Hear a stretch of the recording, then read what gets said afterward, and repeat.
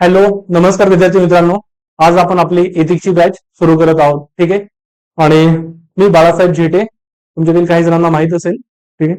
मी आणि युपीएससीच्या बाबतीत माझा अनुभव की 2024 ची युपीएससीची जी मुख्य परीक्षा होती ती मी मराठीतून दिलेली आहे. ठीक आहे. त्यामुळे इथिक्सचा अभ्यास करताना काय आव्हानं येतात मराठीतून, त्यानंतर युपीएससीच्या मुख्य परीक्षेमध्ये इथिक्सचा पेपर लिहित असताना काय अडचणी येतात, या सगळ्या गोष्टी मी स्वतः अनुभवलेल्या आहेत. युपीएससीची मार्किंग कशी आहे त्या सुद्धा. त्याच्यामुळं या गोष्टी एथिक्सच्या म्हणजे काय म्हणतात की एथिक्स या विषयासाठी तुम्ही माझ्यावरती अवलंबून राहू शकता. ठीक आहे. तर आज आपलं तुम्ही पहिलं लेक्चर किंवा ओरिएंटेशन लेक्चर असं सुद्धा कन्सिडर करू शकता. आज आपण म्हणजे इथिक्सच्या पेपरची संरचना, स्ट्रक्चर कसं राहतं, त्यानंतर अभ्यासक्रम काय आहे, आणि त्यानंतर ह्या विषयामध्ये काय महत्वाच्या गोष्टी आहेत, आणि दुसरी महत्वाची गोष्ट या पेपरचा टायटल काय आहे, या 3 शब्दांचा अर्थ काय आहे, या गोष्टी आज आपण डिस्कस करूयात. तर सुरुवातीला आपण पेपरची रचना पाहूयात की जो काय जीएस चा पेपर राहतो तो पेपर कसा राहतो. ठीक आहे. हा पेपर असणार आहे 250 गुणांना. तुम्हाला माहित असेल आपले सगळे पेपर 250 गुणांचे असतात. असा हा जीएस 4चा जो काय पेपर आहे तो सुद्धा 250 गुणांचा असणार आहे. या पेपरमध्ये 2 मुख्य भाग येतात की सेक्शन ए आणि सेक्शन बी.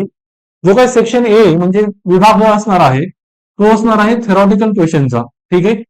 जे सैद्धांतिक प्रश्न म्हणजे आपला जो काय अभ्यासक्रम आहे त्या अभ्यासक्रमाच्या टॉपिकवरती प्रश्न येतात की भावनिक बुद्धिमत्ता म्हणजे काय आणि ती सनदी सेवकासाठी कशी उपयुक्तीची ठरते. ठीक आहे. या टाईपचे प्रश्न. किंवा सत्यनिष्ठा म्हणजे काय आणि सत्यनिष्ठा व्यक्तीचं सबलीकरण कसं करते, आपल्या सिलेबसमध्ये जे टॉपिक आहे त्याच्यावरती येणारे प्रश्न. त्याच्यामध्ये अजून दुसऱ्या पद्धतीचे हे प्रश्न येतात की 2-2 मार्काच्या टर्म्स विचारणार.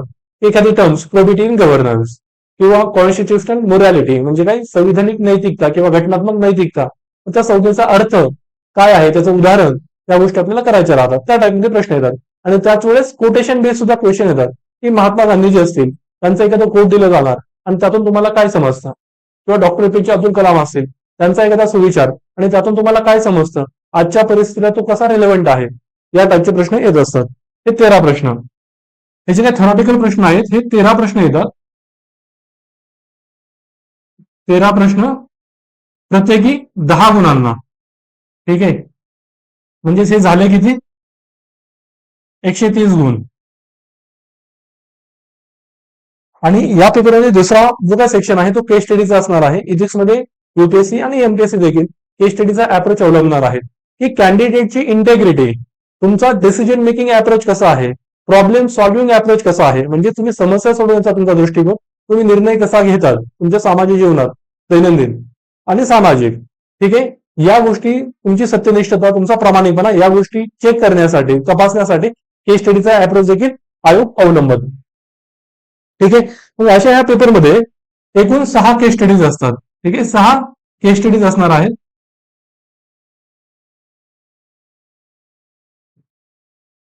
त्या प्रत्येकी 20 गुणांना असणार आहे. म्हणजे हे किती झाले गुण,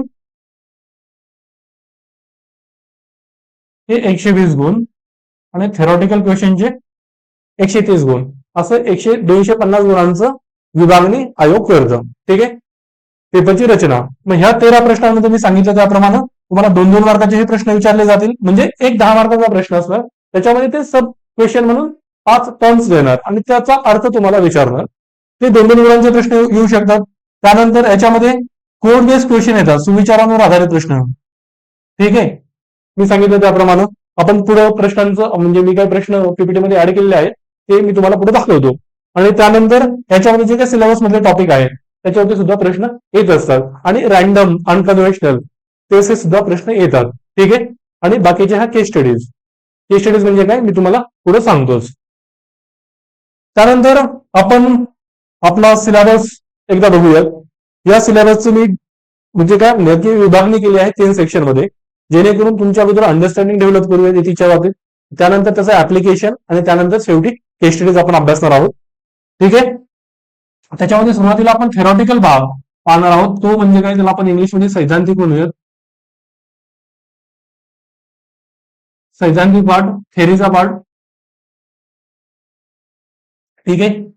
मग याच्यामध्ये काय कोणते टॉपिक आपण अभ्यासणार आहोत की याच्यामध्ये सुरुवातीला काय आहे सिलेबसचा आपला टॉपिक, नीतिशास्त्र आणि मानवी संवाद. एथिक्स अँड ह्युमन इंटरफेस,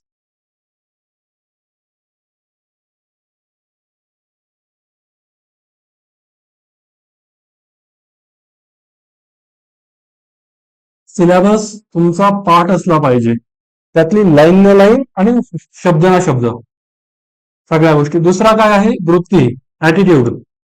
ठीक आहे, तुम्ही जी काय इथे नोट्स मी तुम्हाला क्लासमध्ये डिक्टेट करून देईल बऱ्याच गोष्टी, सगळा अख्खा सिलेबस. त्यावेळेस तुम्ही ती जी तुमची वही असणार आहे ना, त्या वहीमध्ये सुरुवातीला अख्खा सिलेबस इंग्लिशमध्ये आणि मराठीमध्ये लिहून घ्याल. ठीक आहे, आणि सिलेबस मधला प्रत्येक पॉईंट कव्हर करणं ही माझी जबाबदारी असेल आणि ती तुम्ही सुनिश्चित करून घ्याल. ऍटिट्यूड हा दुसरा टॉपिक असणार आहे. तिसरा असणार आहे भावनिक बुद्धिमत्ता.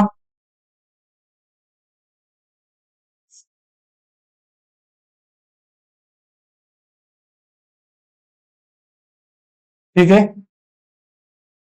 चौथा टॉपिक आपला असणार आहे की नैतिक विचारवंतांचं योगदान. भारत आणि जगातील नैतिक विचारवंत, मोरल थिंकर्स, यांचं योगदान काय आहे.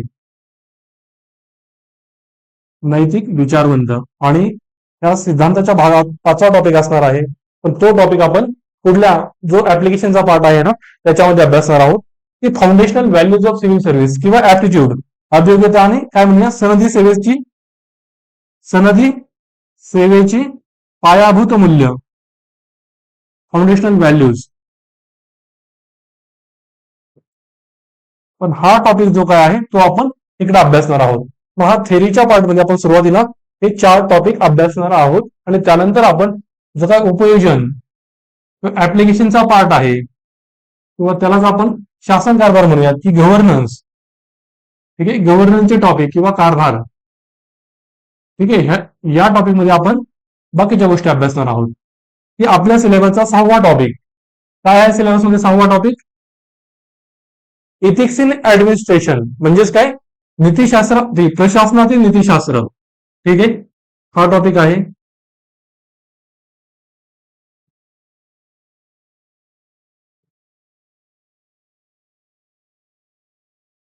हा 6वा टॉपिक आपण अभ्यासणार. आणि त्यानंतर 7वा टॉपिक आहे तो म्हणजे प्रोबिटी इन गव्हर्नन्स, म्हणजेच काय, शासन कारभारातील सचोटी.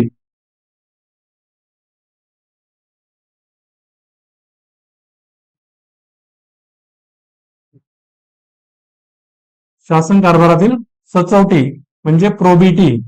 ठीक आहे, हे 7 टॉपिक आपल्या सिलेबसमध्ये आहेत. या 7 टॉपिकचा डिटेलमध्ये अभ्यास आपल्याला करायचा आहे.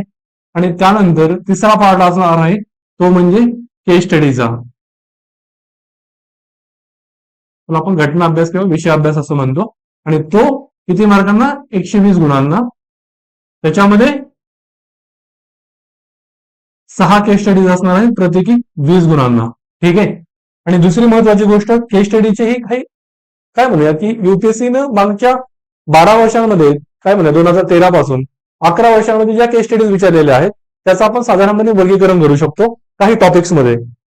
ठीक आहे, याच्यामध्ये काही काही केस स्टडी अशा आहेत की ज्या पब्लिक स्पेअर आहेत, म्हणजेच काही सार्वजनिक क्षेत्रातील.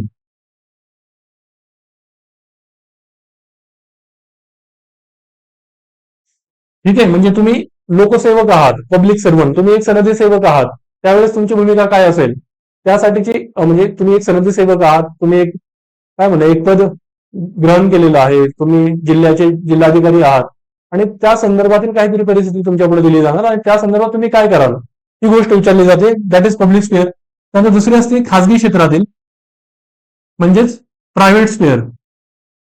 ठीक आहे, की एखादी खासगी कंपनी आहे आणि त्याच्यामध्ये काहीतरी डिलेमा आहे आणि खासगी कंपनीचेच तुम्ही एखादे वरिष्ठ अधिकारी आहात, मग ती जी काही दुविधा आहे ती तुम्ही कशी सोडवाल, या टाईपची केस स्टडी राहते.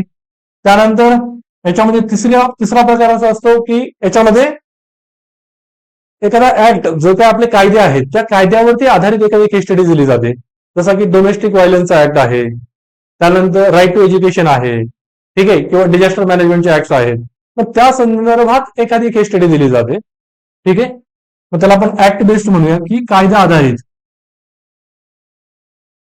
या तिन्ही स्वरूपाच्या केस स्टडीज कशा सोडवायच्या, त्याच्यामध्ये कोणते कीवर्ड्स वापरायचे, या सगळ्या गोष्टी मी तुम्हाला शिकविणार आहे. ठीक आहे, कायद्यावर आधारित. कायदा आधारित, सार्वजनिक पब्लिक स्पेअर असेल, प्रायव्हेट स्पेअर असेल, ऍक्ट बेस्ड असतील, आणि काही काही अशा पण असतात की एखादं ऍप्लिकेशन बेस्ड दिली जातं, म्हणजे काय म्हणतात अप्लाइड बेस्ड, म्हणजे काय म्हणतात त्याला आपण ह्या थेरॉटिकल पार्टमध्ये सुद्धा कन्सिडर करू शकतो की एखादी जी काही आजूबाजूची परिस्थिती आहे ना त्या बाबतीत ऍप्लिकेशन तुम्ही इथिक्सचं कसं कराल, त्या संदर्भात त्याचे सोल्युशन कसे द्याल, या संदर्भात ह्या गोष्टी चेक केल्या जातात. की मागे एक प्रश्न आलेला की इंटरनेट एक्सपॅन्शनिझम, ठीक आहे, त्यानंतर रेफ्युजी क्रायसिस म्हणा, किंवा आता जे रशिया आणि युक्रेनचं युद्ध चालू आहे त्याच्यावरती आलेले प्रश्न, ठीक आहे, या संदर्भात ऍप्लिकेशन बेस्ड सुद्धा प्रश्न येत असतात. या गोष्टी आपण या कोर्समध्ये व्यवस्थितरित्या पाहणार आहोत. ठीक आहे, तुम्हाला अभ्यासक्रम समजला की आपण या अभ्यासक्रमांचं डिवायडेशन असं करणार आहोत. अगोदर आपण थेरॉटिकल पार्ट, थेरीचा पार्ट अभ्यासणार आहोत. त्याच्यामध्ये नीतिशास्त्र, मानवी संवाद, वृत्ती, भावनिक बुद्धिमत्ता, नैतिक विचारवंत, आणि फाउंडेशन व्हॅल्यूचा हा टॉपिक आहे तो आपण उपयोजन जे ऍप्लिकेशन गव्हर्नन्सचा टॉपिक आहे त्याच्यामध्ये हे 3 टॉपिक आपण अभ्यासणार आहोत. आणि त्यानंतर शेवटी केस स्टडी आपण पाहणार आहोत. ठीक आहे, अशा पद्धतीने आपण प्रोसीड करणार आहोत. आणि त्यातही आपण हे नीतिशास्त्र आणि मानवी संवाद आहे हा टॉपिक हळूहळू उलगडत जाणार आहोत. हे बाकीचे सगळे टॉपिक, हे नीतिशास्त्र म्हणजे काय हे मी तुम्हाला आजच्या लेक्चरमध्ये थोडं सांगेल, पण आपलं जे काय थेरीचं शेवटचं लेक्चर असेल त्याच्यामध्ये नीतिशास्त्राचं सगळं डिटेलमध्ये लेक्चर असणार आहे. ठीक आहे, त्याच्या अगोदर आपण त्याच्यासाठीची बांधणी, जी काही कॉन्सेप्च्युअल क्लॅरिटीची म्हणजे संकल्पना स्पष्टतेची जी बांधणी आहे ना ती आपण अगोदर करणार आहोत. तुमची थॉट प्रोसेस डेव्हलप करणार आहोत. या पेपरसाठी ती खूप महत्वाची, ती का महत्वाची मी तुम्हाला पुढल्या स्लाइडमध्ये सांगतोच. ठीक आहे, इथपर्यंत तुम्हाला समजलं सगळं की हा अभ्यासक्रम आहे आणि हा अभ्यासक्रम आपण हळूहळू उलगडत जाणार आहोत. अभ्यासक्रमातील प्रत्येक टॉपिक आणि सब टॉपिक आपण डिटेलमध्ये अभ्यासणार आहोत. ती माझी जबाबदारी असणार आहे आणि ती तुम्ही माझी ती अकाउंटेबिलिटी तुम्ही इन्शुअर करून घ्याल. ठीक आहे, त्यानंतर या पेपरच्या बाबतीत आणि एकंदरीत मी जे पीएसआयचे माझे स्टुडंट आहेत त्यांनाही माहित असेल, मी त्यांना नेहमी एक गोष्ट सांगत असतो की युपीएससी मध्ये तुम्हाला तुमच्या प्रिपरेशनला जर सक्सेस मध्ये कन्वर्ट करायचं असेल तर 3 पेपर खूप जास्त महत्वाचे आहेत. तर पहिला पेपर कोणता की आपला हा इथिक्सचा पेपर. ठीक आहे, जीएस कोडचा नीतिशास्त्राचा पेपर. दुसरा पेपर निबंधाचा. आणि तिसरा पेपर असणार आहे तुमचा ऑप्शनल म्हणजेच काय वैकल्पिक विषय. कारण की या पेपरलाच तुम्ही जास्त मार्क्स घेऊ शकता, इथं मार्क्स मिळण्याला वाव राहतो. आणि तुम्ही जर टॉपरचे मार्कशीट पाहिल्या तर तुम्हाला ह्या 3 विषयांमध्ये त्यांचे जास्त मार्क्स मिळतील. बाकी सगळीकडे सर्वांना सारखेच मार्क असतात. जीएसला ऍव्हरेज मार्क्स येऊन जातात, जास्त मार्क्स मिळाला तेवढा स्कोप राहत नाही. ठीक आहे, मग त्याच्यामुळे हा पेपर जास्त महत्वाचा आहे नीतिशास्त्र. पण या पेपरच्या बाबतीत गोची अशी आहे की या पेपरमध्ये म्हणजे जसं तुम्ही लक्ष्मीकांत क्वालिटीसाठी जसं लक्ष्मीकांत आहे स्टँडर्ड पुस्तक, तसं इथिक्ससाठी कोणतंही बाजारात एकच एक असं चांगलं सगळ्या गोष्टी कव्हर करणारं स्टँडर्ड पुस्तक नाहीये. ठीक आहे, आणि युपीएससी ही काय घोकणपट्टी किंवा रट्टाफिकेशनची एक्झाम नाहीये, जरी तुम्ही सगळ्या गोष्टी केल्या तरी. त्याच्यामुळे या पेपरसाठी तुमची अंडरस्टँडिंग ही खूप महत्वाची असणार आहे. ठीक आहे, एकच एक पुस्तक नाहीये. आणि त्यामुळे तुमच्यासाठी क्लास हा खूप महत्वाचा आहे. क्लासमध्ये ज्या काही सगळ्या गोष्टी मी तुम्हाला सांगेल, सगळ्या गोष्टी मी तुम्हाला डिक्टेट करून देईल, त्या तुम्ही व्यवस्थितरित्या समजून घेणं गरजेचं आहे. ठीक आहे, म्हणून क्लासमधून आपण काय करणार आहोत की तुमची काय म्हणजे एक विचार प्रक्रिया विकसित करणार आहोत, एक थॉट प्रोसेस. युपीएससीने सिलेबसमध्ये सुरुवातीला म्हटलं आहे की या पेपरचा उद्देश काय आहे की कॅन्डिडेटची इंटेग्रिटी, त्याची प्रॉबिलिटी, त्याचा प्रॉब्लेम सॉल्व्हिंगचा अप्रोच काय आहे या गोष्टी चेक करणं. मग यासाठी तुमची विचार प्रक्रिया कशी असली पाहिजे, तुमचा बेस कसा असला पाहिजे थिंकिंगचा, तो मी तुमच्याकडून डेव्हलप करून घेईन. ठीक आहे, मग तुमची विचार प्रक्रिया विकसित केली जाणार आहे आणि त्यासाठी तुम्हाला संकल्पनात्मक स्पष्टता देणं हे माझं काम असणार आहे. ठीक आहे, कॉन्सेप्च्युअल क्लॅरिटी. आणि त्याच्या संबंधीची गोष्ट म्हणजे काय तुमची अंडरस्टँडिंग, तुमचं आकलन विकसित करून घेणं या संकल्पनांचं, ही जबाबदारी माझी असणार आहे. आणि त्यामुळे क्लासमध्ये ज्या काही गोष्टी होतील त्या सगळ्या गोष्टी तुम्ही व्यवस्थितरित्या अभ्यासाल, व्यवस्थितरित्या समजून घ्याल. जिथं जिथं तुम्हाला काही डाऊट असेल, थोडी जरी शंका असली तरी तुम्ही ती मला विचाराल आणि त्यानंतरच म्हणजे तुमचं समाधान मागून घ्याल. ठीक आहे, कोणताही डाऊट तुम्ही अनरिझॉल्व ठेवणार नाही. या गोष्टी या पेपरसाठी महत्वाच्या, कारण या पेपरसाठी कोणतंही एक स्टँडर्ड पुस्तक नाहीये. आणि दुसरी गोष्ट म्हणजे युपीएससी काय करणार की युपीएससी असेल किंवा एमपीएससी असेल, तुमची ती नीतिमत्ता, तुमची सत्यनिष्ठा, तुमचा समस्या सोडवण्याचा दृष्टिकोन समजून घेण्यासाठी तपासण्यासाठी ती वेगवेगळ्या दृष्टिकोन अवलंबणार आहे, वेगवेगळ्या प्रकारचे प्रश्न देणार आहे. आणि ते जर तुम्हाला सोडवायचे असतील तर तुमचा बेस व्यवस्थित असणं गरजेचं आहे. ठीक आहे, त्यामुळे या गोष्टी महत्वाच्या आहेत, हे तुम्हाला समजलं असेल. आता या पेपरसाठी काय महत्वाचं आहे जास्त हे आपण बघूयात, की ह्या पेपरचा अभ्यास करताना म्हणजे मला आलेल्या अडचणी, मी त्याच्यावर केलेली माग आणि एकंदरीत या पेपरचा अभ्यास आपण कसा करायला पाहिजे या गोष्टी मी तुम्हाला सांगतो. आपण पेन बदलूयात.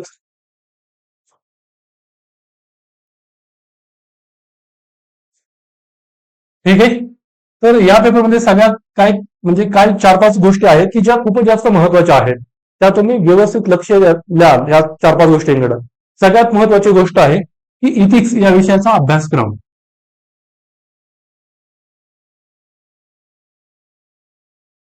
तुम्ही जर बघितलं बाकीचा सिलेबस GS1 GS2चा, तो तेवढा युपीएससीने डिकन्स्ट्रक्ट करून दिलेला नाहीये. म्हणजे एमपीएससीने युपीएससीचा अभ्यासक्रम उचललेला आहे, ठीक आहे, कॉपी पेस्ट केलेला आहे. त्यामुळे मी युपीएससी असं रेफर करतो प्रत्येक वेळेस. त्यामुळे तुम्ही तसं कन्फ्युज होऊ नका. युपीएससी आणि एमपीएससीचा जीएसचा सिलेबस आणि ऑप्शनचा सिलेबस सारखाच आहे मुख्य परीक्षेचा, ठीक आहे.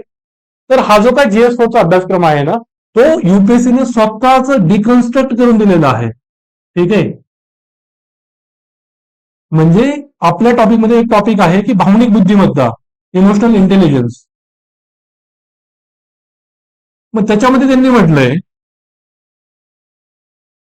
इमोशनल इंटेलिजन्स म्हणजे काय, त्या गोष्टी आपण पुढे अभ्यासणार आहोत, की स्वतःच्या भावना ओळखणं, दुसऱ्याच्या भावना ओळखणं आणि त्यानंतर त्याचा सकारात्मक करण्यासाठी काहीतरी यूज करणं व्यवस्थित उद्या, ठीक आहे.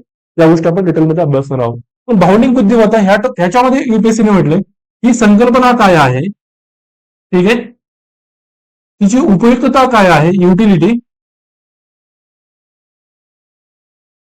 कॉन्सेप्ट काय आहे, तिची युटिलिटी काय आहे आणि त्यानंतर लोकप्रशासनामध्ये तिचं उपयोजन, ठीक आहे, किंवा कारभारातील तिचं उपयोजन, तर त्याला आपण लोकप्रशासन म्हणूयात.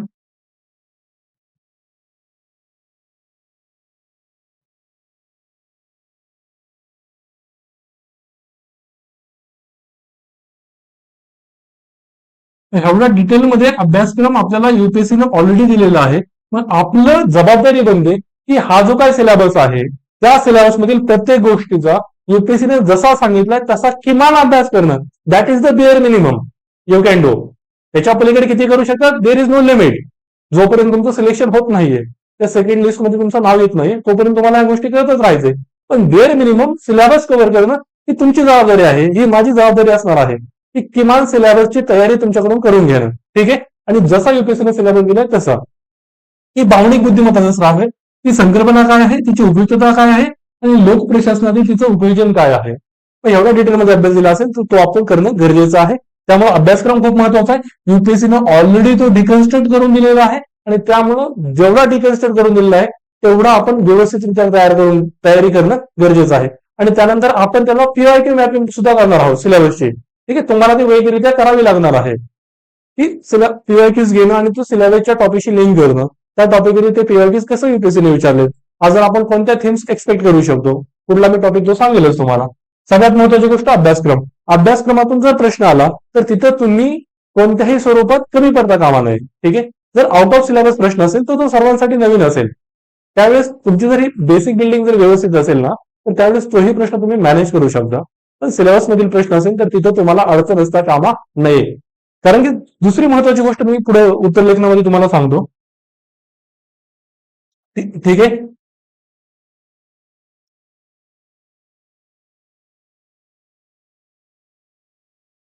सिलेबस हा सांगितला मी तुम्हाला. त्याच्यानंतर मी तुम्हाला अजून एक गोष्ट सांगतो.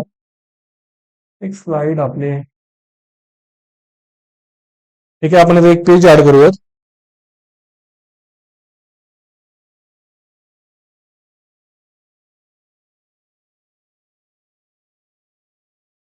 हा जो काही आपण सिलेबस पाहिला त्या सिलेबस नंतर दुसरी महत्वाची गोष्ट बनते ती म्हणजे या विषयाच्या, हा जो काही नीतिशास्त्र विषय आहे या विषयाच्या काही पारिभाषिक संज्ञा आहेत, ठीक आहे, टर्मिनॉलॉजीज आहेत.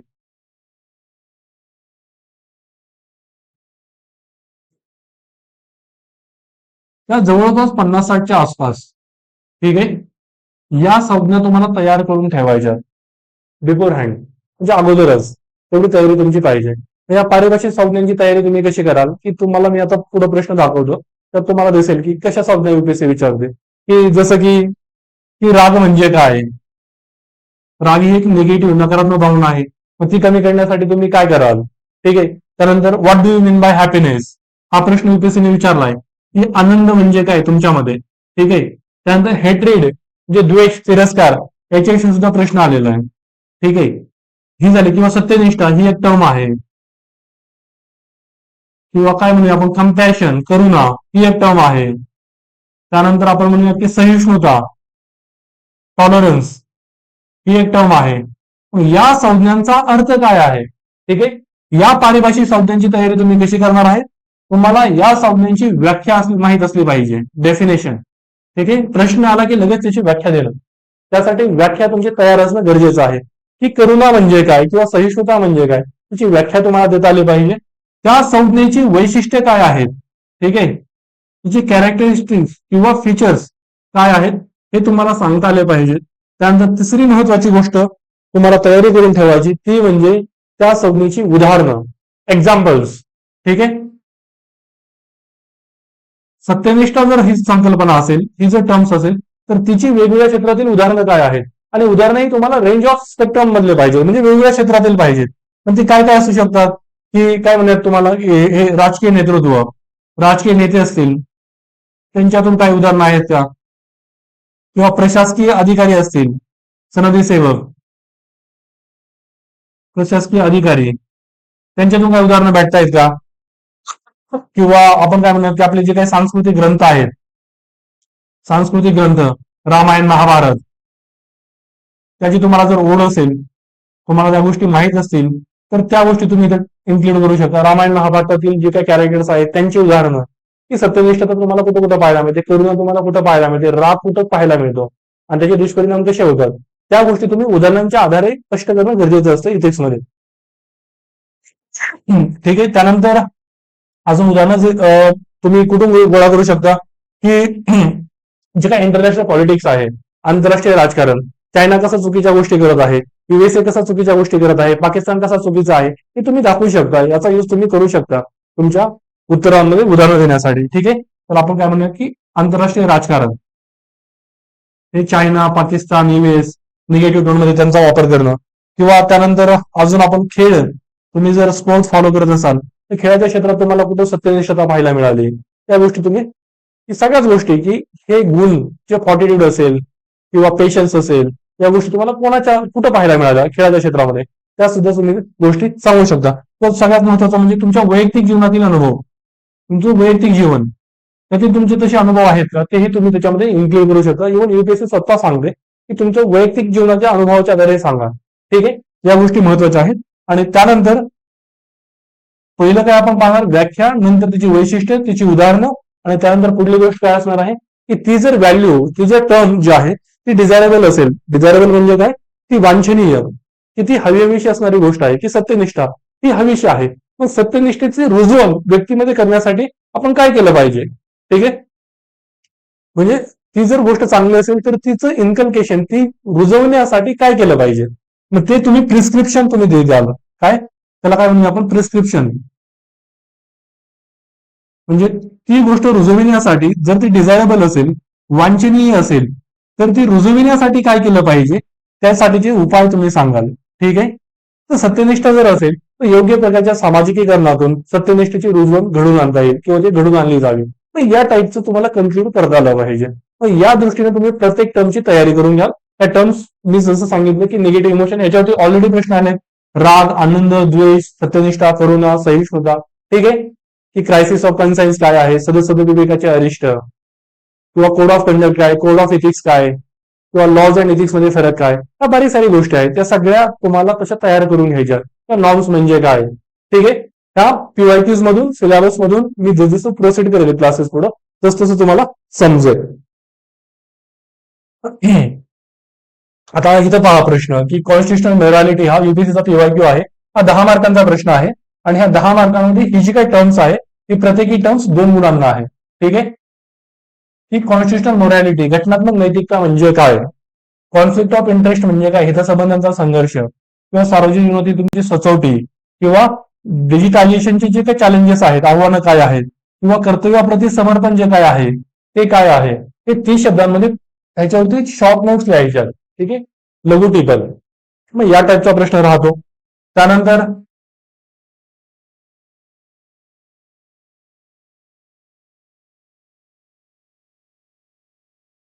मी आता तुम्हाला सांगितलं अँगर विषयी, की राग राग ही एक काय म्हणूया की हार्मफुल निगेटिव्ह इमोशन आहे. मग तिचं मॅनेजमेंट करण्यासाठी तुम्ही ते कसं कराल, तिला नियंत्रित कसं कराल, त्या टाईपमध्ये. मग तुम्हाला असा जर प्रश्न असेल तर राग म्हणजे काय, तिची व्याख्या देता आली पाहिजे. ती निगेटिव्ह इमोशन कशी आहे ते सांगता आलं पाहिजे. तिचं आपण नियंत्रण कसं करू शकतो ते सांगता आलं पाहिजे. त्याची बिफोर हँड थोडीशी तयारी केली पाहिजे. कारण की थेट पेपरमध्येच आपण असे प्रश्न पाहिले तर थोडस खूपच जनरल आन्सर येतं. मग आपल्याला जो काय एक्स्ट्राचा अर्धा मार्क 1 मार्क हवा आहे ना, त्यासाठी या गोष्टी अगोदर केलेल्या कधी उत्तम आहे. ठीक आहे. मग आता साधी गोष्ट आहे ना, तुम्ही ती गोष्ट कशी मॅनेज करा, राग राग कसं मॅनेज करा. ठीक आहे. याच्यासाठी काय रॉकेट सायन्स असणार नाहीये. साध्या सिंपल गोष्टी की तुम्ही काय कराल, की म्हणजे असं काही जण सांगतात की तुम्ही बोटांची मोजणी करायची, म्हणजे 1 2 3 तोपर्यंत तुमचा राग शांत होतो. ठीक आहे. किंवा तुम्ही बोलण्याच्या अगोदर विचार करून बोलायला पाहिजे, विचार करून कृती करायला पाहिजे, किंवा तुम्ही ध्यानधारणा करू शकता. ठीक आहे. यांसारख्या गोष्टी तुम्ही करू शकता जेणेकरून तुमचा राग हा नियंत्रणात येईल. तुम्हाला संयम कसा पाळायचा, या गोष्टी इम्प्लिमेंट कशा करता येईल त्या पाहायच्यात. मग या दृष्टीनं या गोष्टी अशा असत.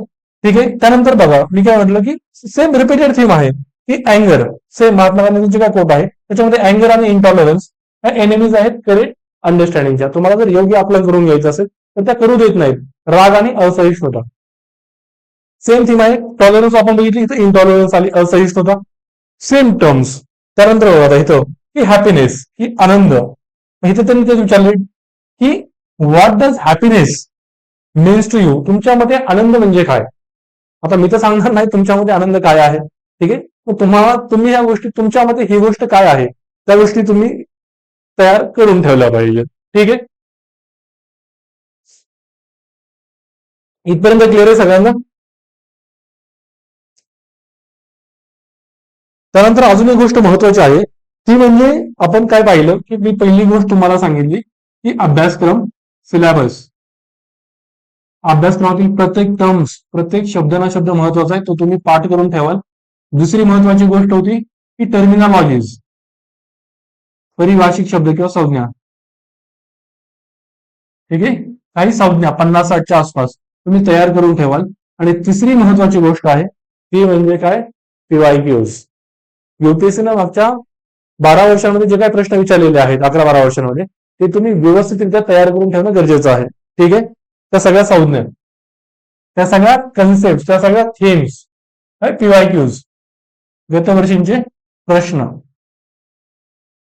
तुम्ही जर पाहिलं तर असे सुद्धा काही प्रश्न आहेत, म्हणजे एका दुसरा प्रश्न की जो ऍज इट इज रिपीट झालेला आहे. डॉक्टर एपीजे अब्दुल कलामांचं एक कोट आहे की देश जर करप्शन मुक्त पाहिजे असेल, तुम्हाला भ्रष्टाचार मुक्त, तर आई वडील आणि शिक्षक यांची भूमिका खूप महत्वाची. हा प्रश्न दोनदा आलेला आहे ऍज इट इज. त्याच्यामुळे प्रश्न सुद्धा रिपीट होत आहेत परीक्षेमध्ये.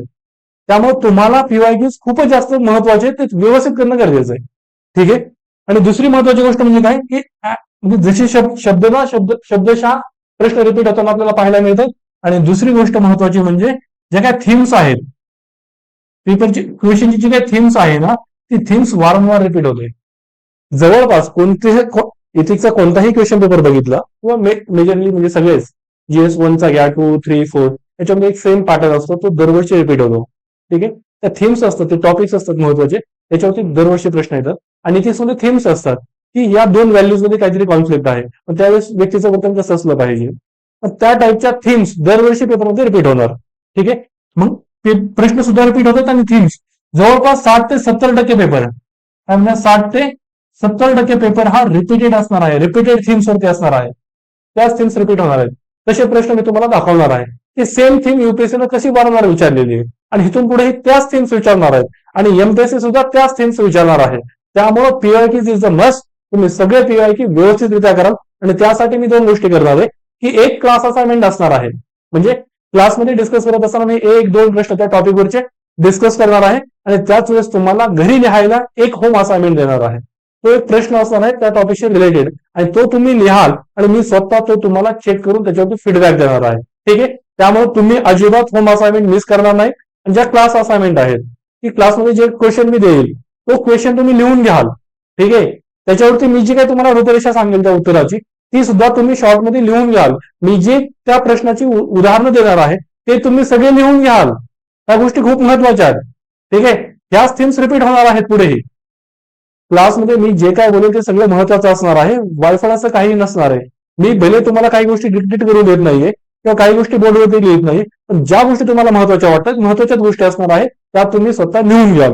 ठीक आहे. ही गोष्ट तुम्ही पुढे लक्षात ठेवा की थिम्स रिपीट होत आहे, त्याच्यामुळे पीवायक्यूज इज मस्ट. पीवायक्यूज तुम्हाला व्यवस्थितरित्या करायचे. आता थिम्स कशा रिपीट होत आहेत?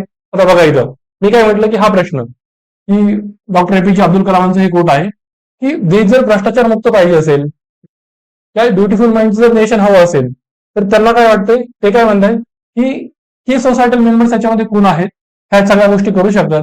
तर ते म्हणजे तुमचे वडील, आई आणि शिक्षक, या तिघांची भूमिका. याच्यासाठी आपण सामाजिकीकरण हा टॉपिक अभ्यासणार आहोत की सामाजिकीकरण म्हणजे काय, मूल्यांचं हस्तांतरण एका पिढीकडून दुसऱ्या पिढीकडे कसं होतं. की एखादं मूल जेव्हा जन्माला येतं ते सरळ म्हणजे काय म्हणूया भाषणापर्यंत जाईपर्यंत त्याचं सामाजिकरण होत असतं. आपण जे काही शिकतो आपल्या आजूबाजूकडून, आपल्या घरातून असेल, शिक्षक असतील, आपले मित्र असतील, मीडिया असेल, ह्या सगळ्यांमधून आपल्यामध्ये एक मूल्यांची रुजून होत असते आणि ते आपलं सामाजिकीकरण असतं. ते आपण शिकणार आहोत. या सामाजिकीकरणात आईची, वडिलांची आणि शिक्षकाची भूमिका काय आहे ते आपल्याला सांगायचंय. याच्यामध्ये सांगता आलं पाहिजे की शिक्षकांनी भूमिका कशी, एखादं उदाहरण, एखादी ग्रेट पर्सनॅलिटी की त्यांच्या आयुष्यामध्ये शिक्षकांनी चांगली भूमिका निभावली. ठीक आहे. वडिलांचं तसंच किंवा मदर. मग आईच्या बाबतीत तुम्ही सांगू शकता छत्रपती शिवाजी महाराज यांची जी जडवणूक झाली, त्यांची जी घडवणूक झाली, त्याच्यामध्ये त्यांच्या कॅरेक्टर बिल्डिंग मध्ये त्यांच्या आईची असलेली भूमिका, ठीक आहे, आईचे असलेले संस्कार. नंतर महात्मा गांधींच्या बाबतीतही महात्मा गांधींचा जो काय आध्यात्मिकतेकडे केलं होतं ते त्यांच्या आईकडून आलेले गुण होते. किंवा साने गुरुजी असतील, ठीक आहे, या गोष्टीची उदाहरणं आपल्याला देता आली पाहिजे. तर हे वडिलांची भूमिका, म्हणजे ज्या फोगट बहिणी आहेत त्यांच्या वडिलांनी त्यांना ज्या पद्धतीने घडवलं त्यामुळे ते तसे घडवू शकले, त्या तशा बनल्या. ठीक आहे. या गोष्टी, या उदाहरणं आपण पुढे अभ्यासणार आहोत. ठीक आहे. त्यानंतर हा प्रश्न ऍज इट इज रिपीट झालेला आहे दोनदा युपीएससी मध्ये. ठीक आहे. 2 वेळेस आलेला आहे. त्यानंतर आता दुसरं बघा की मूल्य म्हणजे काय आणि नीतिशास्त्र म्हणजे काय किंवा नीतिमत्ता म्हणजे काय आणि ethical along with being professionally competent, हे कसं महत्वाचं आहे. म्हणजे तुम्ही नैतिक असणं, तुम्ही सक्षम आहात, तुमच्यामध्ये अभियोग्यता आहे, तुम्ही कुशल आहात, पण त्याच वेळेस तुम्ही नैतिक असणं कसं गरजेचं आहे, हा प्रश्न या थीम्स मध्ये विचारलाय. सेम थीम्स हा 2013चा प्रश्न. पुढे बघा, इंटेग्रिटी विदाउट नॉलेज. तुमच्यामध्ये म्हणजे सत्यनिष्ठता आहे, इंटेग्रिटी विदाउट नॉलेज. सत्यनिष्ठ आहे मात्र नॉलेज नाही आहे. आणि पुढे काय म्हटलंय, नॉलेज विदाउट इंटेग्रिटी. तुमच्याकडे ज्ञान आहे मात्र सत्यनिष्ठा नाहीये, प्रामाणिकपणा नाहीये, तर या गोष्टी धोकादायक ठरतात. ठीक आहे. एखाद्या व्यक्तीमध्ये खूप जास्त क्षमता आहेत पण ती व्यक्ती प्रामाणिक नसेल तर ती त्याच्या ज्ञानाचा दुरुपयोग करणार. ठीक आहे. ती ज्या ठिकाणी काम करणार त्या ठिकाणच्या संसाधनांचा दुरुपयोग करणार. मग असे प्रशासकीय अधिकारी असेल एखादा की जो कुशल आहे, कुशल म्हणजे ज्ञानाच्या बाबतीत वगैरे हुशार आहे, त्याच्या बुद्धिमान आहे, त्यामुळे तो सनदी सेवक होऊ शकला, पण त्याच्यामध्ये प्रामाणिकपणा नसेल, सत्यनिष्ठता नसेल, तर तो सरकारी संसाधनांचा दुरुपयोग करणार आहे. ठीक आहे. या गोष्टी आपण पाहतो. हे भ्रष्टाचाराचे वगैरे प्रकरण का पुढे येतात, या लोकांमध्ये इंटेग्रिटी नाहीये. मग या गोष्टी हीच थीम्स आहे ना. वरती काय म्हटलं, व्हॅल्यूज आणि इथिक्स. इथिक्स काय इम्पॉर्टंट आहे, म्हणजे ethical along with being professionally competent का महत्वाचं आहे. व्यक्ती प्रोफेशनली कम्पिटंट आहे पण त्याच वेळेस नैतिक असणं देखील महत्वाचं आहे. त्यानंतर सेम थीम आहे ना की नॉलेज विदाउट इंटेग्रिटी. ज्ञान आहे मात्र इंटेग्रिटी, सत्यनिष्ठा, प्रामाणिकपणा नाहीये. त्यानंतर सेम प्रश्न बघा इथं पण की in looking for people to hire, म्हणजे ज्यावेळेस आपण एखाद्या व्यक्तीला कामावरती ठेवायला घेतो त्यावेळेस आपण 3 गोष्टी त्या व्यक्तीच्या पाहतो. एक म्हणजे सत्यनिष्ठा, म्हणजे तिचा प्रामाणिकपणा. दुसरं ती व्यक्ती किती बुद्धिमान आहे आणि तिसरं म्हणजे तिची एनर्जी. एनर्जी म्हणजे काम करण्यासाठीची तिची उत्सुकता किती आहे. ठीक आहे. या 3 गोष्टी आपण पाहतो. तर त्यांनी काय म्हटलंय, and if they do not have the first, ज्यांच्यामध्ये जर सत्यनिष्ठा नसेल एखाद्या व्यक्तीमध्ये, तर अदर्स टू म्हणजे इंटेलिजन्स आणि एनर्जी विल किल यू. तुम्हाला त्या म्हणजे त्या संघटनेसाठी, त्या संस्थेसाठी किती बाधक आहेत. जर व्यक्तीमध्ये ज्ञान आहे, व्यक्तीमध्ये एनर्जी आहे मात्र त्याच्यामध्ये सत्यनिष्ठता नाहीये, त्यावेळेस ती खूप घातक ठरते. हा प्रश्न आपण पुढे डिस्कस करणार आहोत ज्यावेळेस पेपरचं टायटल तुम्हाला समजावून सांगेल आणि हा प्रश्न तुम्ही लिहून सुद्धा माझ्याकडे चेकिंगला पाठवणार आहोत. ठीक आहे. जे सेम थीम आहे, व्हॅल्यूज आणि ethics. Knowledge without integrity, integrity without integrity, intelligence आणि एनर्जी कसं हार्मफुल आहे या गोष्टी. ठीक आहे. त्यानंतर आतापर्यंत आपण 3 गोष्टी पाहिल्या की अभ्यासक्रम, त्यानंतर ज्या टर्म्स आहेत त्या टर्म्सची तयारी व्यवस्थितरित्या करणं, आणि तिसरी महत्वाची गोष्ट पाहिली पीवायक्यूज. तर शेवटची महत्वाची याच्यामध्ये गोष्ट असणार आहे, चौथी गोष्ट ती म्हणजे काय, उत्तर लेखनाचा सराव, आन्सर रायटिंग प्रॅक्टिस.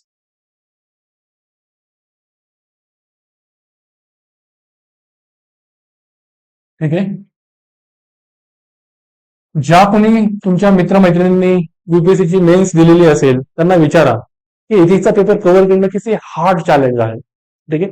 बाकी जीएसचे पेपर तरी तुम्ही बऱ्यापैकी व्यवस्थितरित्या कव्हर करता. इथिक्सचा पेपर कव्हर करणं खूप चॅलेंजिंग काम राहत होतं. शेवटची जे केस स्टडी राहते ना, म्हणजे 6 केस स्टडीज मी जे तुम्हाला म्हटलं त्याच्यामध्ये शेवटच्या केस स्टडीला फक्त 5 मिनिटं उरतात. काय म्हणतोय मी? फक्त 5 मिनिट उरतात शेवटच्या केस स्टडीला. युपीएससी आता 2024ला त्यांनी 4 पानं दिलेली केस स्टडीला, 2023ला त्यांनी 5 पानं दिलेली. 5 पेजेस पर केस स्टडी.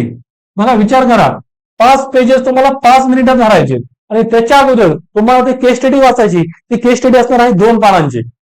इंग्लिशमध्ये 1 पान आणि हिंदीमध्ये 1 पेज.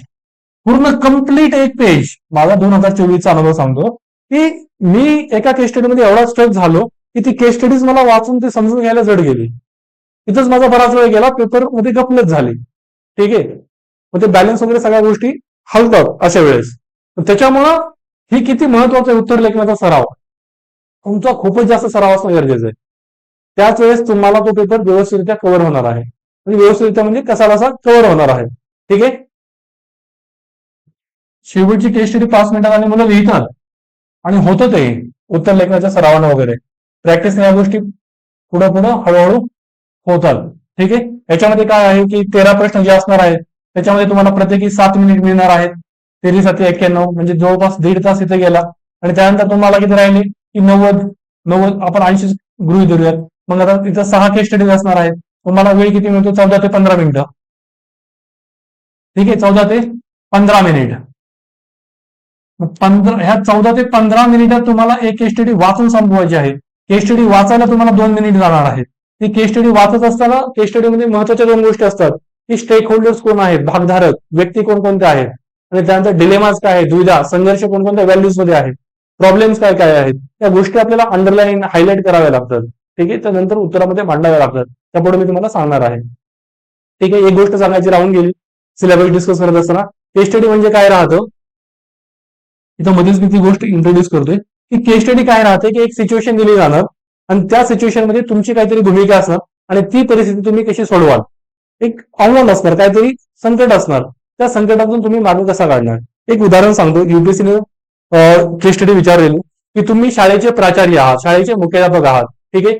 आणि तुमच्या शाळेमध्ये जी काही मिड डे मिल स्कीम आहे, मध्यान्ह भोजन योजना, 8वीपर्यंतच्या मुलांना जो काही सरकार आहार देतं, जेवण दुपारचं भात वगैरे, मग त्या गोष्टीचा कार्यक्रम तुमच्या शाळेमध्ये आहे. म्हणजे मध्यान्ह भोजन योजना तुमच्या शाळेमध्ये चालू आहे.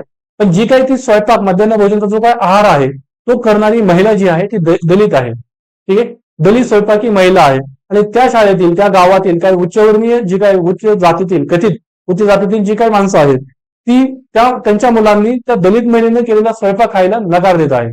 ठीक आहे. की त्यांच्या मुलांना नकार देत आहेत की तो जो काय आहे काय म्हणूयात की तो दलित महिलेने केलेला जो काही मध्यान्ह भोजनाचा जो काही आहार आहे ना तो तुम्ही सेवन करायचा नाहीये. मग अशा वेळेस तुम्ही शाळेचे प्राचार्य आहात, तुमच्याकडे कोणते ऑप्शन्स अवेलेबल आहेत, तुम्ही कोणती कृती कराल की जेणेकरून हे जे काही संकट उभं राहिलं की दलित महिला आहे, तिची ह्युमन डिग्निटी आहे, तिचे राईट्स आहे, ती केवळ दलित आहे म्हणून तिच्या हातचं तुम्ही खाणार नाही का. ठीक आहे. मग ह्या सगळ्या गोष्टी आणि त्याच वेळेस ती जी काही मुलं आहेत उच्चवर्णीय त्यांचा जो काही ऍटिट्यूड आहे जाती व्यवस्थेबद्दलचा, त्या विद्यार्थ्यांच्या पालकांचा जो काही ऍटिट्यूड आहे जाती व्यवस्थेबद्दलचा तो बदलणं किती गरजेचं आहे आणि तो तुम्ही कसा बदलणार.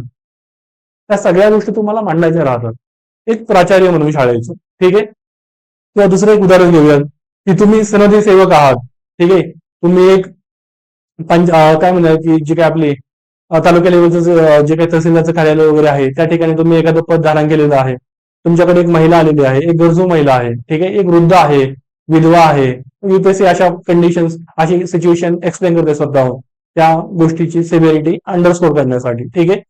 तर विधवा एक वृद्ध महिला आलेली आहे आणि तिच्याकडे रेशन कार्ड नाहीये, मात्र तिला रेशन म्हणजे जे स्वस्त धान्य दुकानातून जो काही माल वगैरे मिळतो, राशन जे मिळतं की तांदूळ असेल किंवा गहू असेल, तेल असेल, या गोष्टीची तिला खूपच जास्त गरज आहे. तिच्याकडे डॉक्युमेंट्स नाहीयेत. मग त्यावेळेस तुम्ही काय कराल. ठीक आहे. तुम्ही म्हणजे तुम्हाला दोन्ही गोष्टी हाताळायच्या राहतात की तुम्हाला जी काही लिगल प्रोसेस आहे म्हणजे जी काही रूल्स नॉर्म्स या कायसाठी बनवलेल्या गोष्टी त्याचं पालन तर करायचं आहे ना. जर आपण नियमांचं पालन जर केलं नाही तर त्यातून मग पळवाटा खूप जास्त सुटतात. मग त्यातून मग जे गोष्ट बेनिफिशियरीज वगैरे असतात, म्हणजे जे खरे लाभार्थी नसतात पण त्यांनाही लाभ पोहोचवणं, मग त्यातून भ्रष्टाचार, करप्शन होणं, या सगळ्या गोष्टी होत असतात. त्यामुळे नियमांचं पालन करणं देखील गरजेचं आहे. मात्र नियमांचं पालन करून इतकेही काटेकोरपणे नाही झालं, म्हणजे काटेकोर करून घेणं ती आपली जबाबदारी आहे. पण त्याच वेळेस खरंच एखादा गरजू लाभार्थी आहे ज्याच्यासाठी ही योजना आहे, योजनेचा जो उद्देश आहे त्याला सुद्धा फारता फासता कामा नये. ठीक आहे. त्या महिलेला, ती गरजू आहे, तिला तिचा लाभ मिळणं गरजेचं आहे. ठीक आहे. तो मिळवून देण्यासाठी तुम्ही काय करतात, तुम्हाला या दोन्ही गोष्टी हातात घेऊन चालायचं आहे. ठीक आहे. मग अशा परिस्थितीत तुमची कृती योजना काय असेल ते तुम्हाला सांगायचं राहतं. तुमच्याकडे काय ऑप्शन्स आहेत, त्या ऑप्शनचे, त्या पर्यायांचे गुणदोष काय आहेत, या गोष्टी सांगायचे राहतात. हे दुसरं उदाहरण. अजून एक उदाहरण सांगतो तुम्हाला की आता ऍक्ट बेस्ड बघा, प्रायव्हेट स्पेअरमध्ये म्हणजे खाजगी क्षेत्रात तुम्ही एका कंपनीचे एक वरिष्ठ अधिकारी आहात. तुमच्या कंपनीचा सेल्स वगैरे ढासळलेला आहे. आता नव्यानं तुम्ही एक जण रिक्रूट केलाय. ठीक आहे. नव्यानं एक भरती केलाय एक माणूस, एक व्यक्ती, आणि तो व्यक्ती हा खूप जास्त म्हणजे काय म्हणूया की त्याला चांगलं मार्केटिंगचं स्किल वगैरे आहे आणि त्यानं त्याच्या ज्ञानाचा वापर करून, त्याच्या स्किलचा वापर करून तुमच्या कंपनीची सेल्स वाढवलेली आहे, कंपनीची विक्री वाढवलेली आहे. तुमची कंपनी आता कुठं नफ्यात आणि म्हणजे चांगलं तुझ्या कंपनीचं सुरू आहे. पण अशा वेळेस त्याच कंपनीतील एक महिला कर्मचारी आहे आणि ती मात्र त्या सेल्स एक्झिक्युटिव्ह, तो जो काय नव्यानं रिक्रूट केलेला आहे, त्याच्यावरती लैंगिक छळाचा आरोप करते, की तो म्हणजे लैंगिक छळाचा आरोप करते. ठीक आहे. मग अशा वेळेस आता कंपनीची जी काही प्रोग्रेस आहे, कंपनीचा प्रॉफिट आहे, कंपनीचं जे काही हित आहे, तो माणूस तो पुढे नेतोय, पण त्याच वेळेस त्याच्यामध्ये कॅरेक्टरचा अभाव आहे. ठीक आहे. त्याचं महिलांप्रती, त्याचे जे काही कनिष्ठ हाताखालच्या कर्मचारी इतर महिला आहेत, तिचे जे म्हणजे काय म्हणतात त्याला, जे पीएर्स आहेत, काम करणारे इतर, मग त्यांच्याबरोबर त्याचं जर वर्तन व्यवस्थित नसेल तर त्याच्या त्या ज्ञानाचा, त्याच्या स्किलचा काय उपयोग आहे. मग अशा वेळेस कंपनीचे एक वरिष्ठ अधिकारी म्हणून तुम्ही ही परिस्थिती कशी हाताळा. तुम्ही तुमच्या कंपनीच्या प्रॉफिट मॅक्झिमायझेशनच्या गोलला जास्त महत्व देणार आहे की तुमच्या कंपनीमध्ये कामाच्या ठिकाणी महिलांची सुरक्षिततेला जास्त महत्व देणार आहात. मग तुम्ही ही परिस्थिती कशी हाताळणार आहात. तुमच्याकडे कोणते पर्याय आहेत, त्या पर्यायांचे गुणदोष काय आहेत आणि तुमची कृती योजना कशी असणार आहे आणि त्या कृती योजनेसाठी तुम्ही आर्ग्युमेंट्स काय देत आहेत ते खूप जास्त महत्वाचं आहे.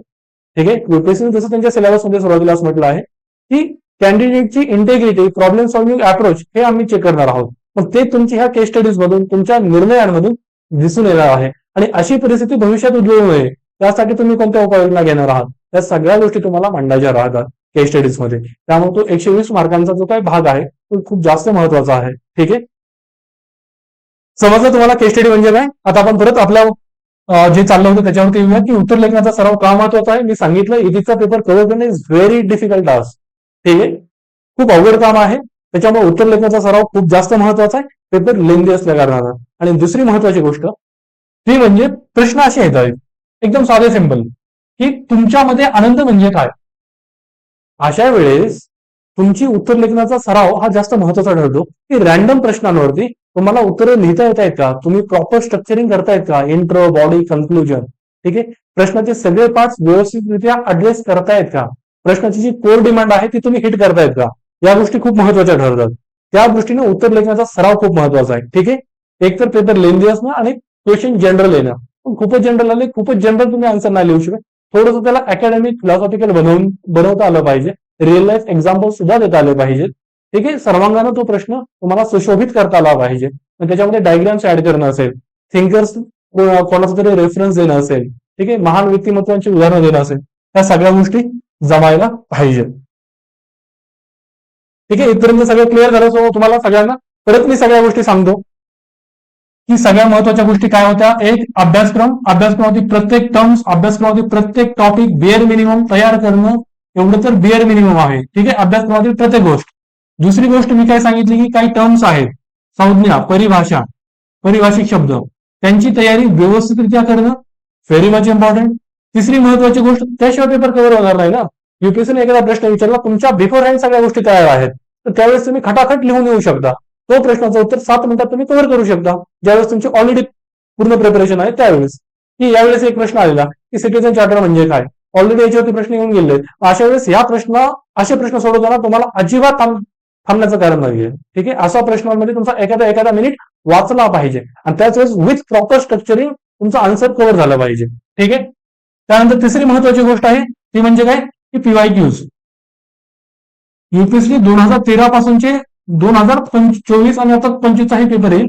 हा सगळे हे जे काही प्रश्न आहेत 12 वर्षांचे, ते सगळे तुम्हाला त्याच्या सगळ्या थीम्स तुम्ही कव्हर केलेल्या पाहिजेत. म्हणजे बघा ना, ते 13, म्हणजे प्रत्येक वर्षी 13 प्रश्न येतात, ते 10 मार्कवाले, आणि गुणिले हे 12 वर्ष झाले किती, एवढे प्रश्न आपल्याकडे आहेत. ठीक आहे, एवढ्या सगळ्या प्रश्नांच्या थीम जर तुम्ही कव्हर केल्या तर तुमचा इथिक्सचा 80% ऑफ द सिलेबस कव्हर झाला असं तुम्ही समजा. 60 ते 70% themes as it is repeat होणार आहेत. ठीक आहे. त्यानंतर कुठली महत्वाची गोष्ट आहे ती म्हणजे काय, कोणती सांगा तुम्ही? आन्सर रायटिंग, उत्तर लेखन हे खूपच जास्त महत्वाचं आहे. ठीक आहे, कारण की पेपर खूप लेंदी आहे इथिक्सचा. ह्या 4 गोष्टी तुम्ही प्रकर्षाने लक्षात ठेवणार आहात. ही अभ्यासक्रम सगळा कव्हर करून घेणं ही माझी जबाबदारी आहे. पण बाकीची जी काही होम असाइनमेंट मी देणार आहे ती तुम्ही स्वतः व्यवस्थितरित्या लिहिणार आहात, माझ्याकडून चेक करून घेणार आहात. ठीक आहे. त्या टर्म्स आपण क्लासमध्ये काही डिस्कस करणार आहोत, काही तुम्ही स्वतः तयार कराल. ठीक आहे, की एखादी टेस्ट सिरीज, समज तुम्ही दिल्लीच्या चांगल्या कोचिंग इन्स्टिट्यूट आहेत, त्यांची एथीचे पेपर घेतले, त्यातले जे टर्म्स आहेत तर तुम्ही गोळा करा, त्याच्यावरती तुम्ही तुमचं मटेरियल बनवा. ठीक आहे, या टर्म्स, बाकी महत्वाच्या सगळ्या गोष्टी तर आपण क्लासमध्ये डिस्कस करणारच आहोत. नंतर पीवायक्यूज, बऱ्यापैकी पीवायक्यूज आपण क्लासमध्ये कव्हर करणार आहोत. ठीक आहे, होम असाइनमेंट आणि क्लास असाइनमेंटच्या माध्यमातून. आणि त्यानंतर उत्तर लेखनाचा सराव तुम्हाला करायचा आहे. ठीक आहे, ह्या सगळ्या गोष्टी झाल्या. त्यानंतर इथपर्यंत तुम्हाला सगळ्यांना समजलं असेल सगळं व्यवस्थित. आता आपण पुढं आपल्या पेपरचं टायटल आज समजून घेऊयात. ठीक आहे, आपल्या पेपरचं नाव काय आहे? नीतिशास्त्र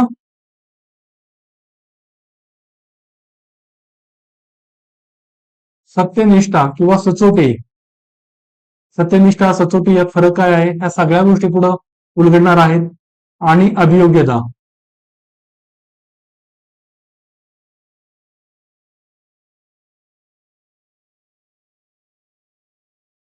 ह्याच्या सगळ्या इंग्लिश टर्म्स तुम्हाला माहित असल्या पाहिजेत. नीतिशास्त्र म्हणजे काय? एथिक्स.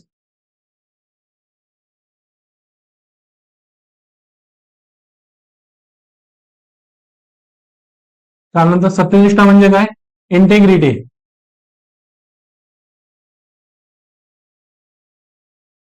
आणि अभियोग्यता म्हणजे काय? ऍप्टिट्यूड.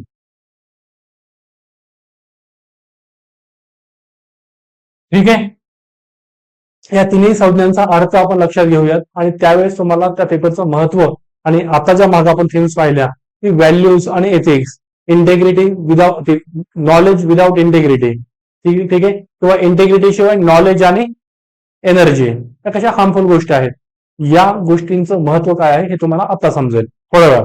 ठीक आहे, सुरुवातीला आपण ऍप्टिट्यूड म्हणजे काय, आज फक्त मला वाटतं ह्या तिन्ही गोष्टी आपण डिस्कस करूयात. जे काही उद्याचं लेक्चर असलं, पुढलं लेक्चर असेल, त्याच्यामध्ये तुम्हाला या सगळ्या गोष्टी मी लिहून देणार आहे. ठीक आहे, की आज ज्या काही गोष्टी डिस्कस करेल त्या अगोदर आपण लिहून घेऊयात आणि त्यानंतर मग पुढल्या गोष्टींना सुरुवात करूयात. आज फक्त मी या सगळ्या गोष्टी तुम्हाला व्यवस्थितरित्या डिटेल करतो, डिटेलमध्ये सांगतो आणि या गोष्टींचं लिंक कसं आहे ते तुम्हाला सांगतो. ठीक आहे, आपण त्या गोष्टी चर्चा करूयात. सगळ्यात महत्वाची गोष्ट काय आहे की अभियोग्यता. अभियोग्यता म्हणजे काय सांगा, अभियोग्यता म्हणजे काय? ऍप्टिट्यूड म्हणजे काय?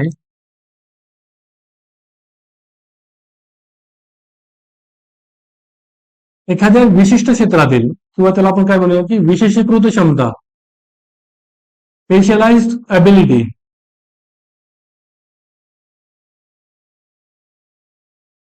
विशेषीकृत क्षमता, तुमची स्पेशलाइज एबिलिटी, किंवा त्याला काय म्हणूया आपण विशिष्ट क्षेत्रातील तुमचं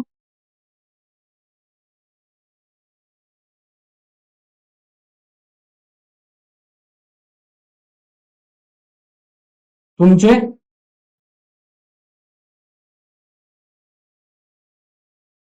तुमचे नैपुण्य किंवा प्रावीण्य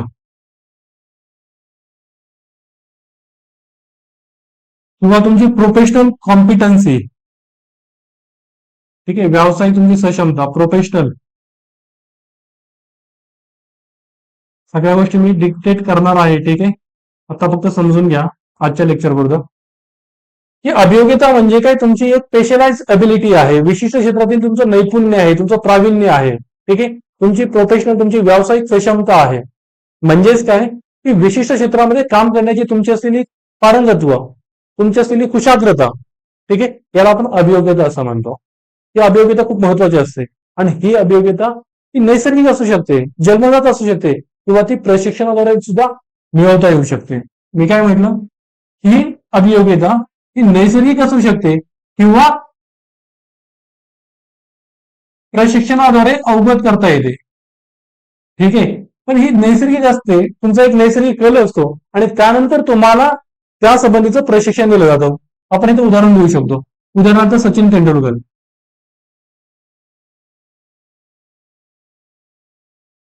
सचिनचा क्रिकेट प्रती एक नैसर्गिक कल होता, पण त्यानंतर त्याला जे बाळकडू मिळाले, त्याला जे प्रशिक्षण मिळालं, त्यानंतर त्या क्षेत्रामध्ये तो उच्चतर म्हणजे वरच्या लेवलला जात राहिले. ठीक आहे, मग ही असते अभियोग्यता.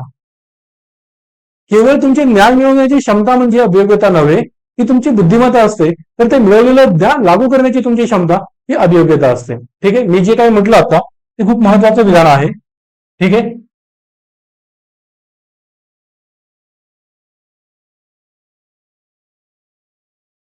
की अभियोग्यता आणि बुद्धिमत्ता याच्यामध्ये फरक आहे.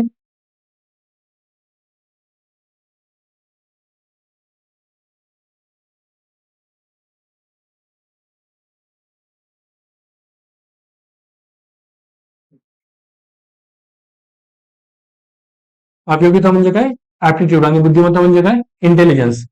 बुद्धिमत्ता म्हणजे काय असते की ॲबिलिटी टू गेन नॉलेज, म्हणजे ज्ञान मिळवण्याची क्षमता.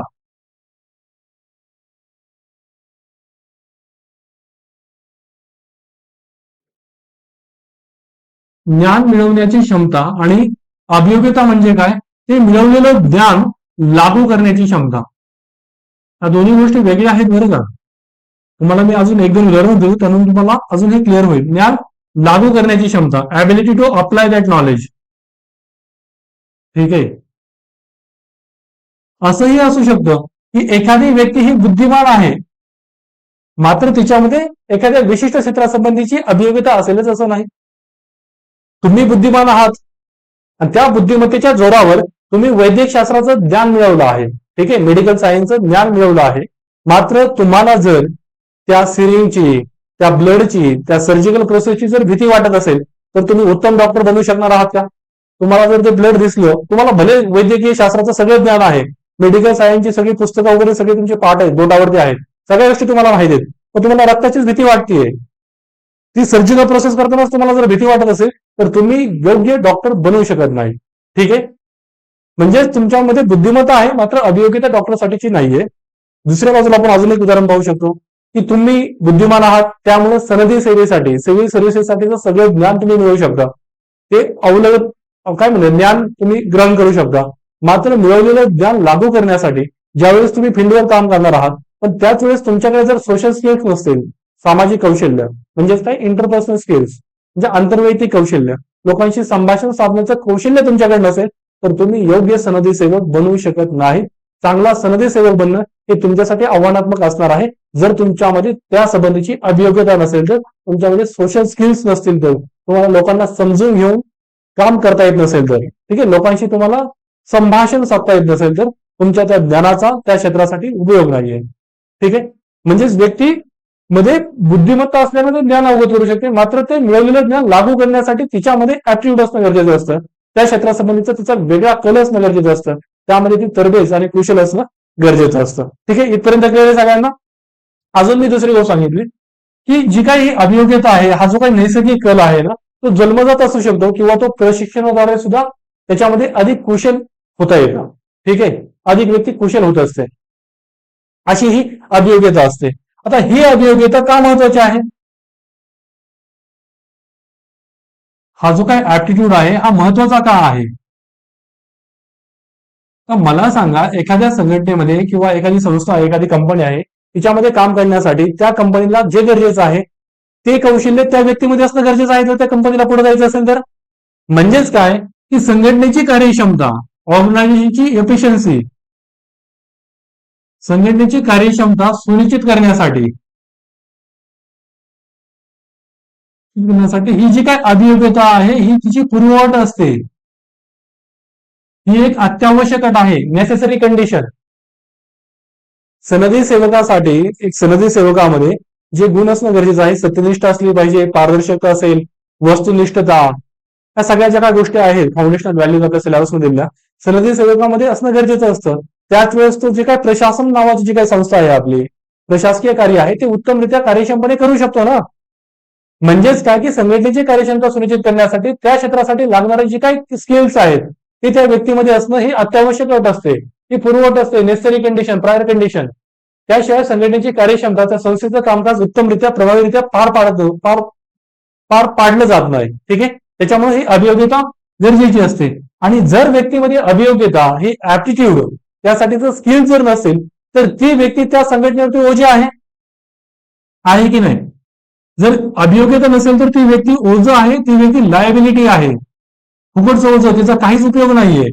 त्यामुळे सरकार नाही का म्हणत की जर काही प्रशासकीय अधिकारी काहीच कामाचे नसेल तर त्यांना काढून टाकलं जाईल. ठीक आहे, काय ते त्याला टर्म्स यूज केलं जातं, सध्या मला ते आठवण आता. ठीक आहे, त्याच्यामुळं तुमची संघटना ज्या कामासाठी आहे त्या संबंधीचं स्किल जर तुमच्या कर्मचाऱ्यांमध्ये नसतील तर ते कर्मचारी तुमच्या संस्थेसाठी, तुमच्या संघटनेसाठी, तुमच्या कंपनीसाठी ओझं आहे, दायित्व आहे. त्याच्यामुळं संघटनेची कार्यक्षमता सुनिश्चित करण्यासाठी अभियोग्यता असणं ही पूर्वअट असते. मात्र आता सगळ्यात महत्वाची कळ इथं आहे की व्यक्तीमध्ये अभियोग्यता आहे म्हणजे संघटनेची कार्यक्षमता हमखास पुरी होईलच होईल असं आहे का, तर ते नाहीये. कारण की या अभियोग्यतेबरोबर, या स्किल सेट बरोबर व्यक्तीमध्ये अजून एका गोष्टीची गरज असते, ती म्हणजे काय, ही जी काही तुमची अभियोग्यता आहे ही संघटनेची हमी, ही संघटनेच्या कार्यक्षमतेची, तुमची संघटना, तुमची व्यवस्था कार्यक्षमपणे काम करेलच याची हमी देऊ शकत नाही. याच्यासाठी अजून एक गोष्ट गरजेची असते, ती म्हणजे नैतिकता. ठीक आहे, त्याला म्हणतो एथिक्स. ठीक आहे, एथिक्स. व्यक्तीमध्ये जर नैतिकता, नीतिमत्ता जर असेल, नीतिशास्त्र जर असेल, नीतिमत्ता जर असेल तर ती व्यक्ती तिच्या त्या अभियोग्यतेचा व्यवस्थितरित्या वापर करेल. ठीक आहे, त्याची आपण 100% गॅरंटी देऊ शकत नाही, ती करेल सगळ्या परिस्थितीमध्ये, काही चॅलेंजेस असले तरी. त्याच्यासाठी अजून एक गोष्ट गरजेची असते, ती काय आहे ते पुढे बघूया. पण एथिक्स असणं गरजेचं आहे. जर त्या व्यक्तीमध्ये ऍटिट्यूड आहे, एथिक्स आहे, त्यावेळेस ती व्यक्ती कार्यक्षमपणे काम करू शकते असं आपण म्हणू शकतो. पण त्याची 100% गॅरंटी नाहीये. पण एथिक्स म्हणजे काय, ठीक आहे, ही नीतिमत्ता म्हणजे काय,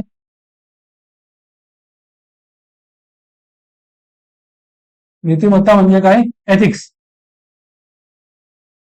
हे एथिक्स म्हणजे काय, म्हणजे आज व्याख्या पहा. एक पुढल्या लेक्चरला मी सगळं लिहून घेईलच, पण शेवटच्या लेक्चरला आपण ह्या थेरी पार्टच्या शेवटच्या लेक्चर मध्ये एकदम डिटेलमध्ये अभ्यास करणार आहोत, शेवटच्या 2-3 लेक्चरमध्ये. ठीक आहे, इथिक्स म्हणजे काय की एखाद्या परिस्थितीत, मी काय म्हणतो, एखादी परिस्थिती, एखाद्या परिस्थितीत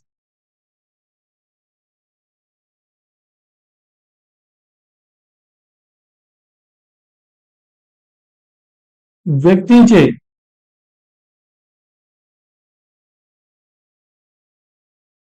वर्तन वा कृती आहे, ऍक्शन, बिहेवियर किंवा ऍक्शन, एखाद्या परिस्थितीत व्यक्तीचे वर्तन वा कृती काय असली पाहिजे,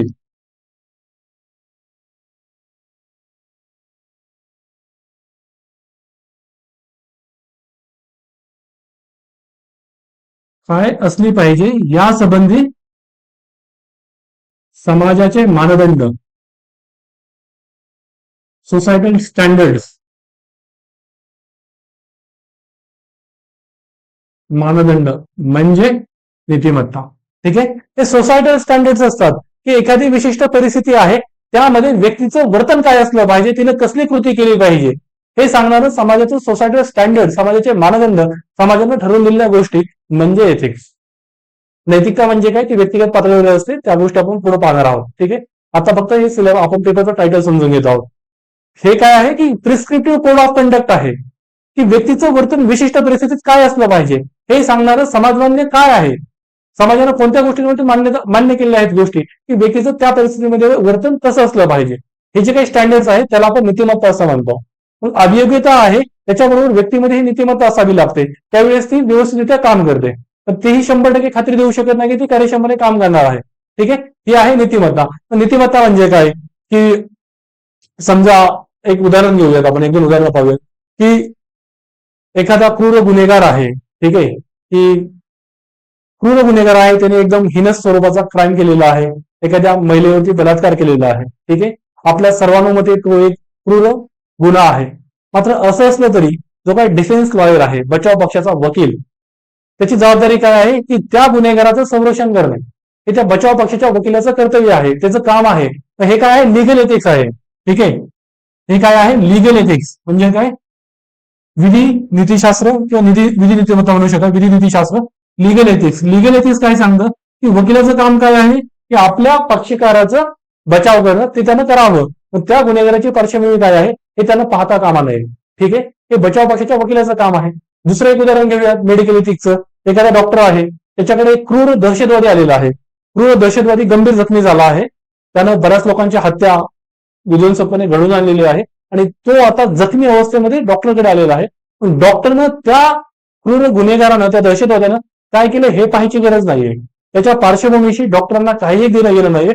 डॉक्टरांसाठी तो केवळ एक रुग्ण आहे आणि रुग्ण म्हणूनच त्यांनी त्याच्यावरती उपचार करणं गरजेचं आहे. हे डॉक्टरांचं मेडिकल एथिक्स आहे. हे समाजमान्य मानदंड आहे.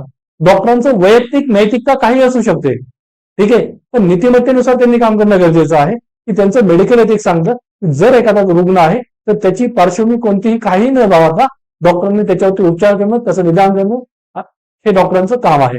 हे मेडिकल एथिक्स आहे, ठीक आहे. ह्याला आपण नीतिमत्ता असं म्हणतो. याच्यानुसार काम करणं म्हणजे एथिक्स. सोसायटीवर स्टँडर्ड्स नुसार समाजानं ज्या गोष्टींवरती एक सहमती केलेली आहे त्या गोष्टींचं पालन करणं म्हणजे तुमचं एथिक्स. समाजमान्य मूल्य, ठीक आहे, सोसायटल व्हॅल्यूज, त्याच्या आधारे तुमचं कृती आणि वर्तन असणं म्हणजे नीतिमत्ता, ठीक आहे. येथे मोरॅलिटी वगैरे काय आहे ते पुढे पाहणार आहोत. पण ही गोष्ट सुद्धा व्यक्ती त्या संघटनेची कार्यक्षमता सुनिश्चित करण्यासाठी अभियोग्यतेबरोबर गरजेची असते. अभियोग्यता आहे, नीतिमत्ता आहे. मात्र अभियोग्यता आणि नीतिमत्ता या दोन गोष्टी आहेत म्हणून संघटनेची कार्यक्षमता ही 100% पूर्णच होईल याची हमी देता येत नाही, ठीक आहे. ते काय म्हणते, आपल्याला हमी पाहिजे, गॅरंटी. इंग्लिशमध्ये काय म्हणतो आपण त्याला, गॅरंटी. ही गॅरंटी येण्यासाठी अजून एका गोष्टीची गरज असते, ठीक आहे. एक आहे अभियोग्यता म्हणजे काय, ऍप्टिट्यूड, म्हणजे त्या व्यक्तीमध्ये त्या क्षमता असणं, त्या क्षेत्राशी संबंधित अभियोग्यता. त्याच्याबरोबर काय आलं, नीतिमत्ता, ठीक आहे, एथिक्स. आणि या दोन गोष्टी असून पूर्णपणे खात्री देता येत नाही. खात्री देण्यासाठी अजून एका गोष्टीची गरज असते आणि ती गोष्ट म्हणजे अत्यंत महत्वाची आहे, ती म्हणजे तुमची सत्यनिष्ठा.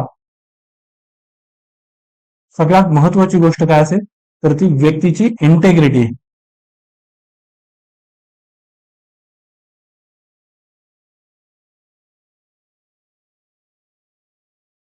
इंटेग्रिटी म्हणजे काय,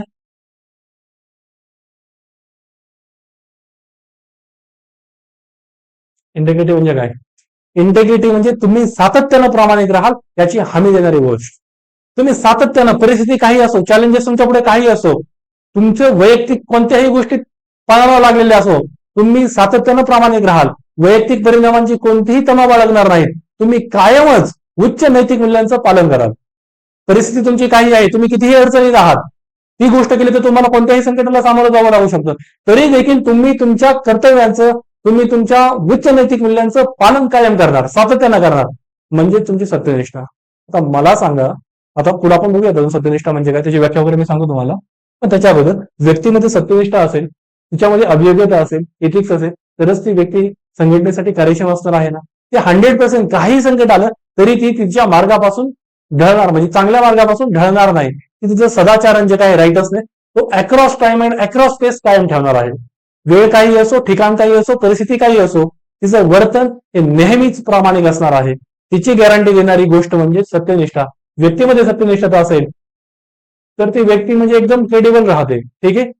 पुढे सांगतो मी तुम्हाला आता.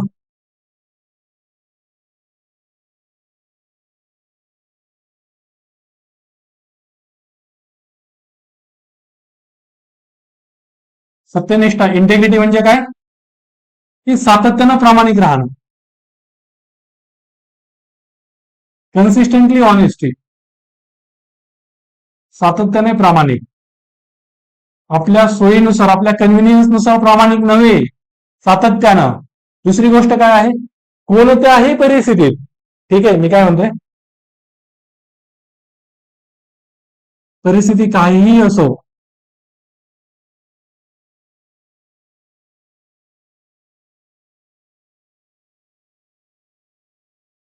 कोणत्याही परिस्थितीत विनाशर्त, without condition,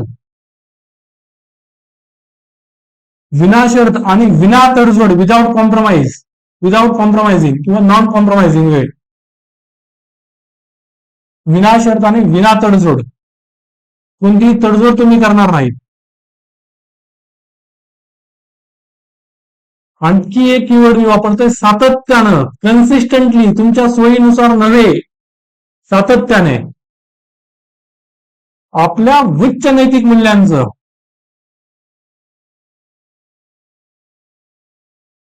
higher moral standards आहेत,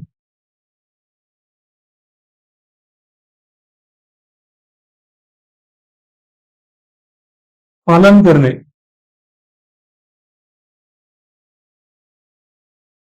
म्हणजे सत्यनिष्ठा.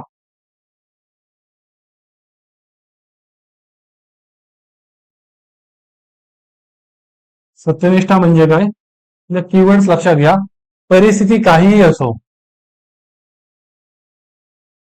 सोयीनुसार नव्हे, कोणत्याही परिस्थितीत विनाशर्त म्हणजेच काय, विदाउट एनी कंडिशन, विना तडजोड म्हणजेच काय, विदाउट एनी कॉम्प्रोमाइज, सातत्यानं म्हणजे कन्सिस्टंटली तुम्ही तुमच्या उच्च नैतिक मूल्यांचं पालन करणार आहात.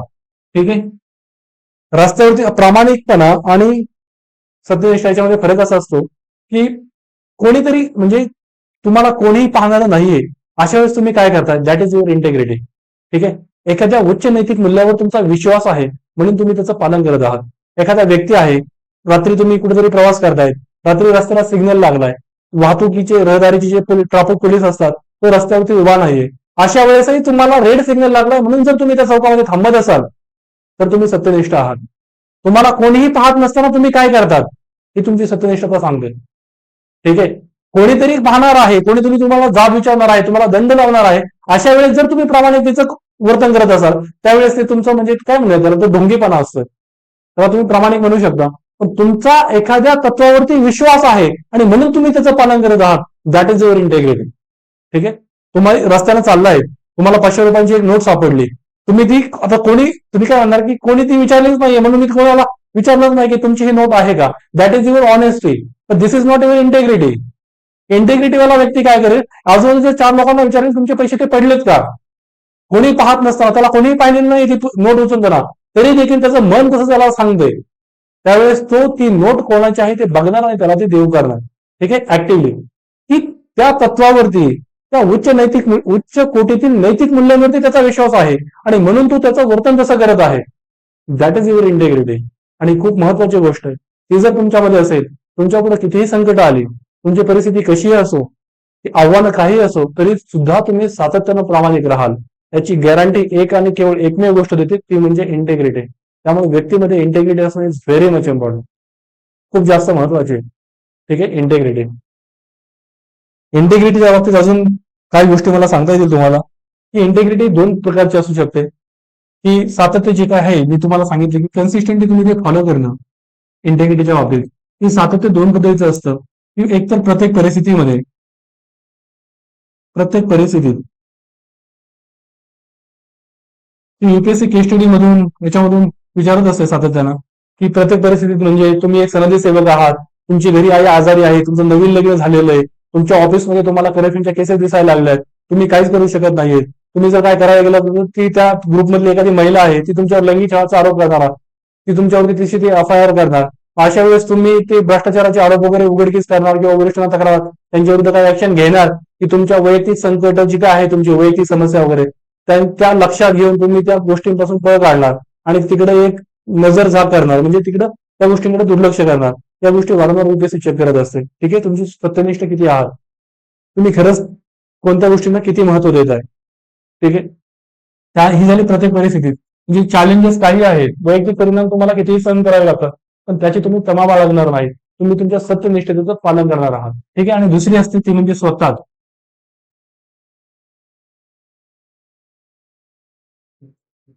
स्वतः म्हणजे काय, ही जास्त महत्वाची आहे तुमच्या वैयक्तिक जीवनामध्ये. तुमचं मनस, तुमची वाचा आणि तुमची कर्मना या तिन्ही गोष्टी कन्सिस्टंट असल्या पाहिजे. आणि नंतर तुम्ही कॉग्निटिव्ह डिझोनन्सला सामोरं जाता. कॉग्निटिव्ह डिझोनन्स काय आहे ते आपण पुढे बघूया. आता फक्त एवढी गोष्ट लक्षात घ्या, तुमचं मनस, तुमची वाचा आणि तुमची कर्मना, तुमचं कर्म, या तिन्ही गोष्टींमध्ये सातत्याने, सुसंगती आणि कन्सिस्टन्सी असली पाहिजे. सुसंगती असली पाहिजे. ठीक आहे, तरच तुम्ही इंटेग्रिटी वाले पर्सन आहात. मनस म्हणजे तुम्ही जो विचार करत आहात, वाचा म्हणजे तुम्ही जे बोलत आहात, तुमचं स्पीच, आणि कर्मना म्हणजे तुमचं जे वर्तन आहे, कृती आहे, या तिन्ही गोष्टी सेम असायला पाहिजेत. तुम्ही आजूबाजूला लोक पाहता, विचार करतात एक, बोलतात दुसरं, करतात तिसरं. अशा गोष्टी, हे लोक इंटेग्रिटीवाले नाहीयेत. ठीक आहे, तुम्ही जो डोक्यात विचार करताय ना, त्याच गोष्टी तुमच्या तोंडावरती आहेत आणि त्याच गोष्टी तुमच्या कृती आणि वर्तनामध्ये असतील, तरच तुम्ही इंटेग्रिटीवाले पर्सन आहात. मग ही गोष्ट जर असेल व्यक्तीमध्ये, तर ती व्यक्ती क्रेडिबल आणि रिलायबल असते. ठीक आहे, त्या व्यक्तीची क्रेडिबिलिटी असते, रिलायबिलिटी असते. त्या व्यक्तीला कधीच सेन्स ऑफ गिल्ट आणि सेन्स ऑफ शेमला सामोरं जावं लागत नाही. जे काही तुम्ही तुमच्या आयुष्यात केलं ते सगळं जर प्रामाणिकपणाने केलेलं असेल, सत्यनिष्ठतेनं केलेलं असेल, तर तुम्हाला अपराधीपणाची आणि सेन्स ऑफ शेम त्या गोष्टी येत नाहीत. अन्यथा तुमचे विचार एक असतील, कृती एक असेल आणि बाकीच्या मनुष्यांना तुम्ही जर साधन म्हणून वापर करून घेत असाल, तर तुम्हाला गिल्ट आणि शेमच्या भावनेला, अपराधीपणाच्या भावनेला सामोरं जाण्याशिवाय पर्याय नसतो. ठीक आहे, मग ह्याच्यासाठी ह्या तीन गोष्टी व्यक्तीमध्ये महत्वाच्या असतात, की तुम्ही जे बोलताय, तुमचे जे विचार आहेत तेच तुमच्या बोलण्यामध्ये दिसत आहेत आणि तेच तुमच्या कृती आणि वर्तनामध्ये दिसत असतील, तरच तुम्ही सत्यनिष्ठेवाले व्यक्ती आहात. आणि अशी जर व्यक्ती असेल, तर त्यावेळेस त्या व्यक्तीवरती आपण भरोसा ठेवू शकतो. कायम सातत्यानं तिला जरी कोणी पाहणारा नसेल, तिच्या पुढे जरी काही किती चॅलेंजेस असले, तरी सुद्धा ती तिच्या कर्तव्याचं कोणत्याही परिस्थितीत अगदी काटेकोरपणे पालन करेल. ती तिच्या कर्तव्यांपासून, तिच्या मार्गांपासून ढळणार नाही, जर ती सत्यनिष्ठता असेल तर. ठीक आहे, त्या तीन गोष्टी पाहिल्या आपण. मग याची काही उदाहरणं पाहता येऊ शकतात, की सत्यनिष्ठ असलेला व्यक्ती, तुम्हाला माहित असतील, तुम्ही ऐकलंही असेल हे उदाहरण, की आपले लाल बहादूर शास्त्री ज्यावेळेस पंतप्रधान होते आणि त्याच्यामध्ये ते रेल्वे मंत्री होते. रेल्वे मंत्री असताना रेल्वेचा केवळ अभ्यास झाला म्हणून रेल्वे मंत्र्यांनी स्वतः ती जबाबदारी घेतली आणि रेल्वे मंत्री पदाचा राजीनामा दिला. असे लाल बहादूर शास्त्री होते. त्यांच्यावरती बाकीची सुद्धा उदाहरणं आहेत. ते ज्यावेळेस पंतप्रधान पदावरती होते ना, त्यावेळेस म्हणजे त्यावेळेस देश, तुम्हाला माहित आहे की आपला फूड क्रायसिस, जी काही म्हणजे हरित क्रांती व्हायच्या अगोदरचा हा काळ, त्यावेळेस देशामध्ये अन्नाची वगैरे टंचाई होती. आपण अमेरिकेकडून, बाहेरच्या देशाकडून गहू वगैरे आयात करत होतो. त्यावेळेस आपण कृषी बाबतीत तेवढं सेल्फ डिपेंडन्सी आपली नव्हती. मग त्यावेळेस त्यांनी एक टायमाचं जेवण करणं सोडून दिलेलं पंतप्रधान पदावरील व्यक्तीनं.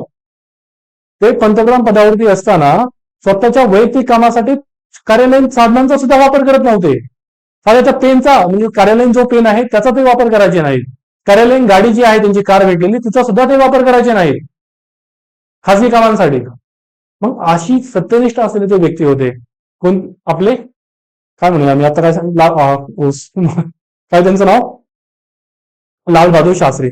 आणि दुसरं एक उदाहरण आपण अजून घेऊ शकतो, ते म्हणजे की ही उदाहरण मी तुम्हाला उद्याच्या लेक्चरला लिहून देणारच आहे. त्यामुळं आता फक्त ऐका, की सचिन तेंडुलकर यांचं एक उदाहरण दिलं जातं या बाबतीत, की सचिन तेंडुलकर हा अगदी शतकाच्या जवळ होता, म्हणजे 99च्या आसपास काहीतरी खेळत होता आणि त्यावेळेस तो आऊट झाला. मात्र अंपायरनं ते आऊट दिलं नाही. पण सचिनला कळलं की मी आऊट झालोय, मग 99वर खेळत असताना अजून थोडे 1-2 रन काढले तर माझं शतक होणार आहे. ठीक आहे, ते काहीतरी रेकॉर्ड मध्ये त्याची ऍडिशन होणार आहे. मग असं असताना सुद्धा केवळ मला माहितीये की मी आऊट झालेलो आहे, भले मला कोणी पाहिलेलं नाही, तरी सुद्धा तो स्वतःहून क्रीज सोडून गेला, स्वतःहून तो मैदान सोडून गेला. ही असते सत्यनिष्ठता. ठीक आहे, सचिन तेंडुलकरच्या बाबतीत अजून म्हणजे सचिन तेंडुलकर एक चांगला खेळाडू म्हणून आपण त्याच्याकडे पाहू शकतो. बाकीचे जे खेळाडू आहेत, जे बाकीचे जे फिल्म स्टार आहेत, ते तुम्ही पाहत असाल की स्वतः हे कधी गुटखा, गोवा, ते तंबाखू, त्या टाईप मधल्या गोष्टींचं सेवन, म्हणजे काय म्हणतात त्याला, की तंबाखूचे पदार्थ आहेत त्यांचं सेवन कदापि करणार नाही. मात्र ते लोक ऍड करतात. पण सचिन तेंडुलकरच्या वडिलांनी त्यांना एक गोष्ट सांगितलेली, की तू भले कितीही मोठा झाला तरी असल्या गोष्टी कधी करणार नाही. आणि आयुष्यामध्ये सचिन तेंडुलकरने तसल्या गोष्टी कधी केल्या नाहीत पैशासाठी. ठीक आहे, हे असते तुमच्यामध्ये प्रामाणिकपणा, की पैशाच्या आहारी न जाता तुम्ही तुमच्या लोकप्रियतेचा असा चुकीचा उपयोग कधी करणार नाही. या गोष्टी महत्वाच्या असतात. अजून या सत्यनिष्ठतेच्या बाबतीत टी.एन. शेषान यांचं उदाहरण दिलं जातं, की 90च्या दशकातील आपले निवडणूक आयुक्त होते. ठीक आहे, माहित असेल तुम्हाला. ते म्हणायचे ब्रेकफास्ट मध्ये मी राजकारण्यांना खातो. पण त्यावेळेस त्यांच्यावरती राजकीय दबाव खूप जास्त असताना सुद्धा त्यांनी इलेक्ट्रॉनिक रिफॉर्म्स भारतामध्ये घडून आणले. निवडणूक आयोगाला जे खरे दाद भेटले ना ते त्यांच्या काळात भेटले, के शेषन यांच्या काळात. ही एक सत्यनिष्ठ असलेली व्यक्ती होती. त्यामुळे प्रशासनामध्ये सुधारणा, निवडणूक सुधारणा आपल्याला पाहायला मिळाल्या. अशा सत्यनिष्ठता ही समाजसेवकामध्ये एका राजकीय नेत्यामध्ये असणं खूप गरजेचं असतं. याची अजून बाकीची काही उदाहरणं आहेत का? म्हणजे एक डिस्ट्रिक्ट लेवलला काम करणारे जिल्हाधिकारी वगैरे त्यांची सगळ्यांची उदाहरणं आपण ज्यावेळेस गव्हर्नन्स ऍप्लिकेशनचा पार्ट आहे त्याच्यामध्ये फाउंडेशनल व्हॅल्यूज पाहणार आहोत. ही खूप महत्वाची व्हॅल्यू आहे इंटेग्रिटी. त्याच्यामध्ये मी तुम्हाला बरीच उदाहरणं लिहून देईल. ठीक आहे, तुम्हाला सत्यनिष्ठता समजली असेल अशी मी आशा करतो. त्यानंतर आता परत या सगळ्या गोष्टी आपण लिंक करूयात. पण त्याच्या अगोदर मी तुम्हाला अजून काही गोष्टी सांगतो की सत्यनिष्ठ असलेली व्यक्ती जर असेल तर तिच्यामध्ये सत्यनिष्ठ असलेल्या व्यक्तीमध्ये काही गुण आपल्याला पाहायला मिळतात की ती व्यक्ती जी आहे ती रिलायबल असते, ती व्यक्ती क्रेडिबल असते, म्हणजे काय विश्वासार्ह असते. ती व्यक्ती आश्वासांना काय म्हणजे आव्हानांना आत्मविश्वासानं सामोरं जाते.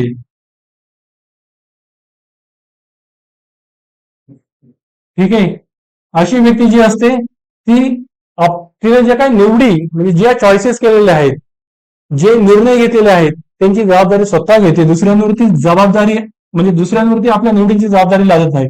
जी निवडींची कृतीची जबाबदारी स्वतः घेते.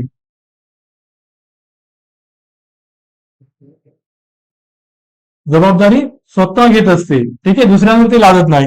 अशी जी व्यक्ती असते ती स्वतःच्या निहित हितांपेक्षा इतरांच्या गरजांना प्राधान्य देत असते. ठीक आहे, ही व्यक्ती सकारात्मक असते, आजूबाजूच्या लोकांवरती सकारात्मक परिणाम करते. त्यामुळे सत्यनिष्ठ असलेली व्यक्ती खूप महत्वाची असते. समाजासाठी म्हणा, तुमच्या पर्सनल रिलेशनशिपसाठी म्हणा, त्या व्यक्ती खूप महत्वाच्या असतात. या व्यक्तींमध्ये सेन्स ऑफ गिल्ड आणि सेन्स ऑफ शेम राहत नाही. अपराधीपणाची, लाजीरवाणेपणाची, लज्जास्पदपणाची भावना राहत नाही. का राहत नाही? कारण यांचं मनस, वाचा आणि कर्मना या तिन्ही गोष्टी या सुसंगत असतात. ठीक आहे, या व्यक्ती प्रामाणिक असतात सातत्यानं. त्या जे काय करतात त्या एकदम विचारपूर्वक करतात आणि त्यामुळे त्यांच्यामध्ये ह्या भावना नसतात. पण जर तुमच्यामध्ये जर तुम्हाला सेन्स ऑफ गिल्ट आणि सेन्स ऑफ शेम वाटत असेल, जर अजून एक गोष्ट मी आपली असं सहज म्हणून तुम्हाला सांगतो की जर तुमच्यामध्ये सेन्स ऑफ गिल्टची भावना येत असेल तर याच्यावरती उपाय काय आहे? तुम्ही ती अकाउंटेबिलिटी घेतली पाहिजे. समोर तुमच्याकडून जर काय एखादी गोष्ट चुकली असेल तर समोरच्यापर्यंत तुम्ही पोहोचलं पाहिजे, त्याला ते सांगितले पाहिजे. त्यावेळेस तुमचं मन मोकळं होईल ना. मग तिथून तुमचा प्रवास हा सत्यनिष्ठतेकडे, प्रामाणिकतेकडे चालू होईल. या गोष्टी जबाबदारी घेणं वगैरे ह्या गोष्टी महत्वाच्या असतात. तुम्ही ती अकाउंटेबिलिटी घेतली पाहिजे तुमच्या वर्तनांची. ठीक आहे, मग हे गुण सत्यनिष्ठतेचे काही असतात की त्यामुळे सत्यनिष्ठता ही व्यक्तींमध्ये रुजून खूप महत्वाची असते. कारण की अशा व्यक्तीला मानसिक मानसिक आंतरिक शांतता लाभत असते. आंतरिक शांतता जी इंटरनल पीस असते ना ती खूप महत्वाची, आणि ही सत्यनिष्ठता असलेल्या व्यक्तींमध्ये खूप पाहायला मिळते आपल्याला. जर व्यक्ती मानसिकदृष्ट्या आंतरिक शांतता, तिला माहिती आपण कोणत्या गोष्टी चुकीच्या नाही केलेल्या, आपलं मनस, वाचा, कर्म या तिन्ही गोष्टी सुसंगतीत आहेत. आपण कोणत्या व्यक्तीचा कधी फायदा नाही उचललेला, कोणाशी कधी दुर्वर्तन नाही केलेलं, आपण कर्तव्यापासून कधी ढळलेलो नाहीये, कधी गैरवापर नाही केलेला, कोणत्या गोष्टीचा दुरुपयोग नाही केलेला. ठीक आहे, नेहमी सन्मार्गाचा अवलंब केलेला आहे. मग अशा वेळेस त्या व्यक्तीमध्ये एक आंतरिक शांतता असते.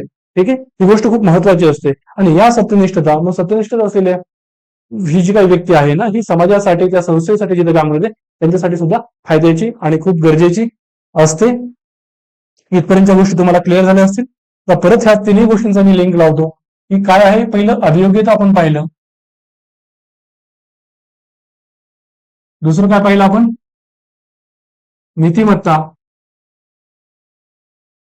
आणि तिसरं पाहिलं आपण सत्यनिष्ठा. ठीक आहे, आणि सत्यनिष्ठा. ही जी काही अभियोग्यता आहे ही संघटनेची कार्यक्षमता सुनिश्चित करण्यासाठी ही पूर्वअट आहे. ठीक आहे, नेसेसरी कंडिशन आहे, अत्यावश्यक अट आहे. मात्र अभियोग्यता आहे, व्यक्तीमध्ये जर नीतिमत्ता नसेल, अभियोग्यतेमध्ये नीतिमत्ता जर मायनस केली तर आपल्याला ती व्यक्ती खूप हार्मफुल असलेलं पाहायला मिळतं. ती व्यक्ती धोकादायक असते, डेंजरस आणि हानिकारक असते. धोकादायक म्हणण्यापेक्षा काय म्हणूया तिला आपण? सॉरी यार, ती व्यक्ती ही हानिकारक ठरते. ठीक आहे, तुम्हाला उदाहरण द्यायचं झालं, व्यक्तीमध्ये अभियोग्यता आहे मात्र नीतिमत्ता नाही, अशा वेळेस व्यक्ती काय करू शकते? त्याचं एक उदाहरण वारंवार एथिकच्या क्लासेसमध्ये दिलं जातं की डॉक्टर ए क्यू खान आणि दुसऱ्या बाजूला डॉक्टर एपीजे अब्दुल कलाम असतील. डॉक्टर ए क्यू खान हे पाकिस्तानच्या अणु कार्यक्रमाचे प्रोजेक्ट डायरेक्टर होते, पण त्यांच्यामध्ये अभियोग्यता आहे, म्हणजे अणुशास्त्रज्ञ आहेत, म्हणजे नॉलेजेबल पर्सन आहे ना, त्यांच्यामध्ये ऍटिट्यूड आहे, पण त्या माणसामध्ये एथिक्स नाही, इंटिग्रिटी नाहीये, आणि त्यामुळे त्या व्यक्तीनं ते आण्विक तंत्रज्ञान जे आहे ते लिबिया असेल, इराण असेल, साऊथ कोरिया असेल, उत्तर कोरिया असेल, यांसारख्या देशांना ते आण्विक तंत्रज्ञान देऊ केलं. ठीक आहे. एक व्यक्ती जर तिच्यामध्ये अभियोग्यता आहे, मात्र नीतिमत्ता आणि नैतिकता जर नसेल तर ती व्यक्ती अशी हानिकारक ठरू शकते. आता जे मोठमोठे टॅक्स फ्रॉड करणारे लोक असतील, कर गुन्हे करणारे लोक, ते नीरव मोदी असतील, विजय मल्ल्या असतील, हे लोक काय आहेत?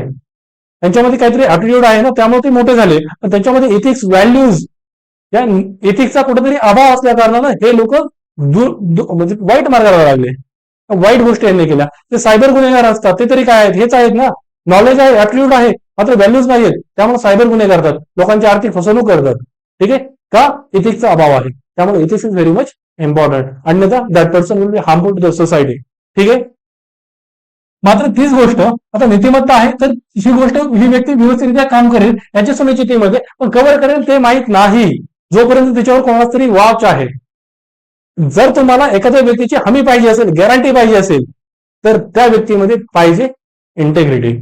ही सत्यनिष्ठता जर असेल तर व्यक्ती सातत्यानं across time, across space will follow, that person will follow the path of रायटसनेस.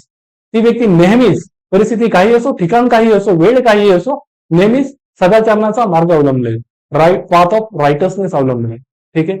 परिस्थिती काही असो, व्यक्ती विनाशर्त, विना तडजोड, सातत्यानं प्रामाणिक राहील, आपल्या उच्च नैतिक मूल्यांचं पालन करेल.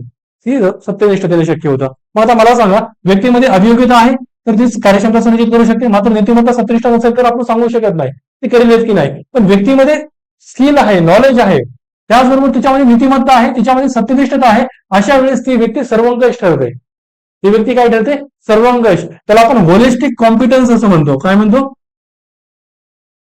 Holistic competence. अशा वेळेस ती व्यक्ती ही कार्यक्षम असणार, संघटनेच्या पूर्णपणे फायद्याची असणार, संघटनेला कोणत्या तरी मोठ्या उच्च पातळीला घेऊन जाणार. प्रशासकीय एक अधिकारी जर ह्या तिन्ही पातळ्यांवरती सक्षम ठरणार असेल तर तो व्यवस्थेमध्ये येऊन काहीतरी कल्याणकारी काम करू शकतो, व्यवस्थित चांगलं, म्हणजे इम्प्लिमेंटेशनचं काम असेल, त्याचबरोबर वेलफेअरचं काम असेल, या दोन्ही गोष्टी तो प्रॉपरपणे करू शकतो. कधी? जर का त्याच्यामध्ये ऍटिट्यूडही आहे, त्याच्यामध्ये एथिक्सही आहे आणि इंटेग्रिटी आहे. त्याच्यामुळे या तिन्ही गोष्टी महत्वाच्या आहेत. या तिन्ही गोष्टी जर एकत्रित असतील तर ती व्यक्ती संघटनेला पुढे घेऊन जाते, संस्थेला, व्यवस्थेला पुढे घेऊन जाते. पण याच्यातली एखादी गोष्ट जर लॅकिंग करत असेल, इंटेग्रिटी विदाऊट ऍटिट्यूड असेल किंवा ऍटिट्यूड विदाऊट इंटेग्रिटी असेल, तरी ते म्हणजे काय म्हणूयात की इंटेग्रिटी विदाऊट ऍटिट्यूड असेल तर ती व्यक्ती किमान हानिकारक तरी सिद्ध होणार नाही. पण संघटनेची कार्यक्षमता सुनिश्चित करण्यासाठी त्या व्यक्तीमध्ये स्किल असणं देखील गरजेचं आहे. पण व्यक्तीमध्ये इंटेग्रिटी नाहीये आणि ऍटिट्यूड आहे, अशा वेळेस ती व्यक्ती काही कामाची नाहीये. संस्थेला पुढे घेऊन जाणार नाही, संस्थेचा दुरुपयोग, संस्थेच्या संसाधनांचा दुरुपयोग करणार. ठीक आहे. संस्थेला बुडवणारी ही व्यक्ती आहे, ज्यावेळेस त्याच्यामध्ये इंटेग्रिटी, प्रामाणिकपणा, सत्यनिष्ठता जर नसेल तर. त्याच्यामुळं अभियोग्यता, नीतिमत्ता आणि सत्यनिष्ठा या तिन्ही गोष्टी व्यक्तीमध्ये असणं गरजेचं आहे. त्याच वेळेस संघटनेची कार्यक्षमता सुनिश्चित होत असते. आणि असं हे आपल्या पेपरचं टायटल आहे की युपीएससीला एक सनदी सेवक म्हणून, एक लोकसेवक म्हणून, एक सिव्हिल सर्व्हंट म्हणून तुमच्यामध्ये ह्या गोष्टी हव्या आहेत. ठीक आहे. तुमच्यामध्ये ऍटिट्यूड असणं गरजेचं आहे, त्याचबरोबर तुमच्यामध्ये इंटेग्रिटी असणं गरजेचं आहे. त्याच वेळेस तुम्ही आपल्या सनदी सेवेची जी काही कल्याणकारी उद्दिष्ट आहेत त्याला तुम्ही कुठेतरी न्याय देऊ शकता. ठीक आहे. या दृष्टीने या गोष्टी महत्वाच्या आहेत. आता आपण सेम ही जी थीम पाहिली की व्यक्तीमध्ये जर अभियोग्यता असेल मात्र सत्यनिष्ठा नसेल तर ती व्यक्ती धोकादायक ठरते. अभियोग्यता नसलेली व्यक्ती तर दायित्व आहेच, पण अभियोग्यता असलेली व्यक्ती कार्यक्षमता आणू शकते, पण त्याची हमी मिळू शकत नाही. हमी मिळवण्यासाठी आपल्याला सत्यनिष्ठा महत्वाची आहे. वारंवार मी गोष्टी याच्यावरती भर देतोय कारण की ही थीम्स तुम्ही इन्कल्केट करा, ही थीम्स तुम्ही समजा की व्यक्तीमध्ये सत्यनिष्ठता, प्रामाणिकपणा किती महत्वाचा आहे. ज्या स्किल्स पेक्षा स्किल्स महत्वाच्या आहेत, मात्र त्याच्यापेक्षा जास्त महत्वाची कोणती गोष्ट असेल तर ती सत्यनिष्ठता. तीच गोष्ट आम्ही सुनिश्चिती देऊ शकते की हा माणूस कायम आपल्या नैतिक मूल्यांचं पालन करेल, तो कधीही आपला मार्ग सोडून भटकणार नाही, म्हणजे वाईट मार्गाला जाणार नाही. ठीक आहे.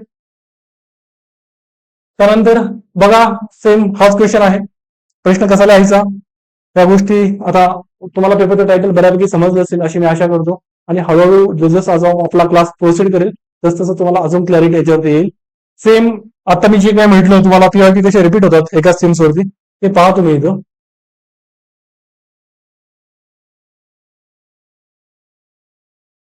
बघा हा क्वेश्चन की values ethics ethical along with going professionally competent, म्हणजे तुमच्यामध्ये अभियोग्यता आहे, आता त्याच वेळेस इथिकल तुम्ही असणं कसं गरजेचं आहे, का गरजेचं आहे. ठीक आहे, आपण ज्या गोष्टी आता डिस्कस केल्या सेम त्याच याच्यामध्ये येणार. दुसरी काय आहे की knowledge without integrity dangerous and dreadful, धोकादायक आणि हानिकारक कसं आहे. तुमच्यामध्ये ज्ञान आहे मात्र सत्यनिष्ठा नाहीये, तेच आहे सेम. त्यानंतर मी जे सांगितले उदाहरण तेच तुम्हाला ह्या दोन्ही उदाहरण दोन्ही प्रश्नामध्ये इव्हन तिसरा प्रश्न आहे की इंटेग्रिटी इंटेलिजन्स आणि एनर्जी. इंटेलिजन्स आणि एनर्जी आहे, इंटेग्रिटी नाही, that person is harmful. Same मी सांगितलेले तेच उदाहरण देणं गरजेचं आहे ना, की सायबर गुन्हे असतील, की हे जे काही आर्थिक गुन्हे करणारे ते आर्थिक हे बागडोळ असतील, बागडोळी करणारे लोक असतील, नीरव मोदी, विजय मल्ल्या यांसारखे लोक.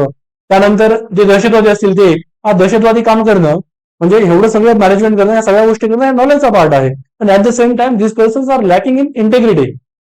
ठीक आहे, त्याच्यामुळे हे असे वाईट गोष्टी करतायत. हे एक उदाहरण देऊ शकतो. डॉक्टर ए खान आणि डॉक्टर एपीजे अब्दुल कलाम यांचं उदाहरण देऊ शकतं. ठीक आहे, हाच गोष्ट आपण आजच्यापासूनच मी तुम्हाला उत्तर लेखनाचं थोडंफार म्हणजे काय म्हणूयात एक आपण थोडं वॉर्मअप होऊयात. ठीक आहे, की उत्तर कसं लिहिले जातात आणि त्याचा अप्रोच काय असला पाहिजे. आपण आपल्या सेशनच्या शेवटच्या सत्राकडे येत आहोत. ठीक आहे, आता जो काय आपण आता प्रश्न पाहिला त्या प्रश्नाकडे या की looking for people to hire, म्हणजे ज्यावेळेस आपण एखाद्या व्यक्तीला हायर करण्याचा विचार करत असतो त्यावेळेस आपण तीन गोष्टी पाहतो की एक आहे सत्यनिष्ठा, दुसरी आहे बुद्धिमत्ता आणि तिसरी आहे एनर्जी. ठीक आहे, and if they do not have the first, त्यांच्यामध्ये जर इंटिग्रिटी नसेल, पहिली गोष्ट नसेल, तर अदर टू म्हणजे ह्या दोन गोष्टी विल किल यू. ठीक आहे, that is the crux of the question. Same theme आहे आपण बाकीच्या दोन प्रश्नांमध्ये पाहिलेले. या प्रश्नामध्ये काय म्हटलं त्यांनी की what do you understand by this statement in the present scenario, आजच्या परिस्थितीतून तुम्हाला या विधानातून काय समजतं आणि ते एक्सप्लेन करायचं आहे. 150 मार्कांना म्हणजे 150 मार्कांमध्ये ह्या 10 गुणांचा प्रश्न आहे. ठीक आहे, हे कोट आणि याच्यामध्ये 10 गुणांना युपीएससी आपल्याला 2 पेजेस देते. ठीक आहे, 2 पेजेस देते. आता या प्रश्नाचं उत्तर तुम्ही कसं लिहिणार. ह्याच्यामध्ये प्रश्नाचे 3 पार्ट्स खूप महत्वाचे असतात, एक इंट्रो, बॉडी आणि कन्क्लुजन, आणि हे स्ट्रक्चर प्रॉपर तुमच्या उत्तरामध्ये दिसणं खूप गरजेचं आहे. ठीक आहे, त्याच्यामध्ये सगळ्यात महत्वाचा पार्ट आहे ना सुरुवातीला विधानाचा अर्थ. ठीक आहे, that is interpretation of the statement. विधानाचा अन्वय अर्थ म्हणूया त्याला आपण. Interpretation of the statement that is interpretation. तुम्हाला विधानाचा अर्थ काय समजला आहे, that will be your first part of the question answer. ठीक आहे, दुसरा पार्ट काय असणार आहे उत्तराचा, that is intro. Now you comes to the body part. याच्यामध्ये 2 गोष्टी करायच्या राहतात, एक की स्पष्टीकरण, त्या विधानाचं स्पष्टीकरण. ठीक आहे, विधानाचा जो अर्थ आहे तुम्ही इथं अर्थ सांगितला अन्वय अर्थ, त्या अर्थाचं स्पष्टीकरण तुमचं दुसऱ्या बॉडी पार्टमध्ये पहिल्या पार्टमध्ये येणार. म्हणजे दुसरा पार्ट बॉडी, त्याच्यामध्ये पहिला पार्ट तुमच्या अर्थाचे स्पष्टीकरण येणार. ठीक आहे, that is explanation of the statement, explanation of the meaning.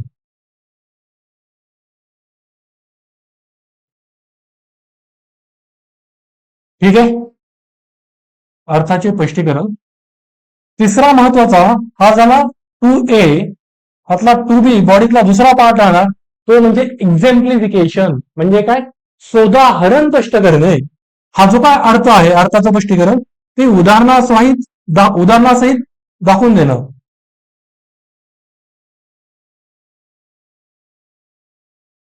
उदाहरणांसहित काय म्हणजे त्याला उलगडून दाखवणं किंवा उदाहरणांसहित स्पष्ट करणं.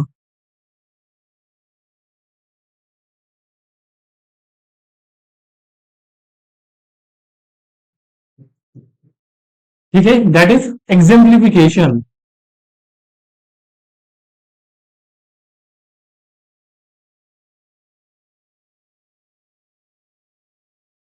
ठीक आहे, आणि त्यानंतर तिसरा महत्वाचा पार्ट आहे conclusion. This is must of the answer. कोणत्याही प्रश्नामध्ये भले वेळ तुम्हाला कमी असला तरी तुम्ही कन्क्लुजन मिस करणार नाहीत, काहीतरी प्रिस्क्रिप्शन देणारच. ठीक आहे, त्याशिवाय ते आन्सरचा कम्प्लिशनचा फेल येत नाही. तुमचे म्हणजे कन्क्लुजन लिहिलं म्हणून तुम्हाला एक्स्ट्रा मार्क मिळणार नाहीयेत, पण कन्क्लुजन तुम्ही जर कन्क्लुजन नाही लिहिलं तर तुमचे मार्क मात्र 100% कट होणार आहेत. ठीक आहे, अर्धा मार्क 1 मार्क तुमचा कट होणार आहे. जर तुम्ही कन्क्लुजन नाही लिहिलं तरी. त्यामुळे एक दोन ओळींचं तरी कन्क्लुजन लिहिणं दॅट इज नेसेसरी, म्हणजे एकदम अत्यावश्यक आहे, कंपल्सरी. ठीक आहे. शेवटी असणार आहे कन्क्लुजन, आणि कन्क्लुजन मध्ये तुम्ही काय करणार आहात, प्रिस्क्रिप्शन देणार आहात. प्रिस्क्रिप्शन म्हणजे काय, की ती जी काय गोष्ट आहे ती कशी रुजवता येईल. मी तुम्हाला सांगितलं ना, if that value is desirable then how we can that value inculcate in our self.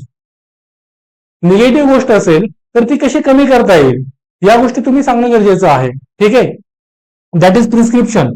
ते प्रिस्क्रिप्शन तुम्हाला देणं गरजेचं आहे, की ती व्हॅल्यू इनकल्केट कशी करता येईल ते तुम्ही सांगणं. आणि म्हणजेच एक प्रकारे उपाययोजना, उपाय सुचवणं, एखाद्या पॉझिटिव्ह नोटवरती गोष्टी एंड करणं, हे तुम्हाला जमायला पाहिजे आणि ते तुम्ही कराल. आणि कन्क्लुजन कशी लिहायची ह्या गोष्टी आपण पुढे हळूहळू बघूया. ठीक आहे. हळूहळू ह्या गोष्टी तुम्ही डेव्हलप करालच. या गोष्टी आहेत. मग आता या संदर्भामध्ये जर पाहायचं झालं तर या प्रश्नाचं उत्तर तुम्ही कसं लिहाल. मी सांगितलं क्वेश्चनचे 3 पार्ट आहेत, इंट्रो, बॉडी, कन्क्लुजन. इंट्रो मध्ये तुम्ही इंटरप्रिटेशन कराल, त्या विधानाचा अर्थ काय आहे.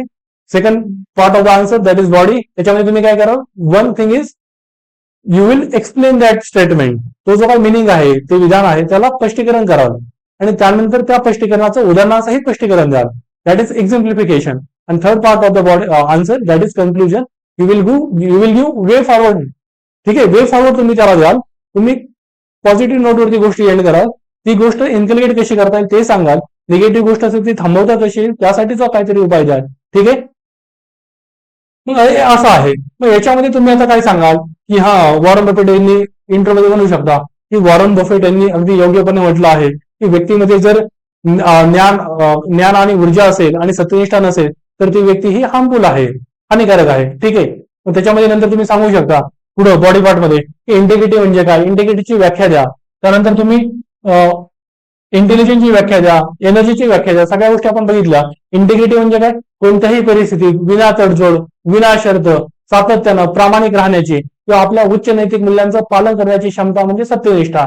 मग आता इंटेलिजन्सची व्याख्या द्या. इंटेलिजन्स म्हणजे काय, ज्ञान मिळवण्याची व्यक्तीची असलेली क्षमता म्हणजे बुद्धिमत्ता. एनर्जीची व्याख्या द्या. एनर्जी म्हणजे काय, ऊर्जा म्हणजे काय, ऊर्जा म्हणजे काहीतरी करण्याची व्यक्तीची असलेली उत्सुकता म्हणजे तिची ऊर्जा. ठीक आहे. या गोष्टी सांगितल्या. त्या तिन्ही गोष्टींमधला संबंध स्पष्ट करून दाखवा. त्यांच्यातला इंटररिलेशन, त्यांच्यातील आंतरसंबंध उलगडून दाखवा. आणि त्यानंतर उदाहरणांसही सांगा की एका बाजूला डॉक्टर एकयू खान,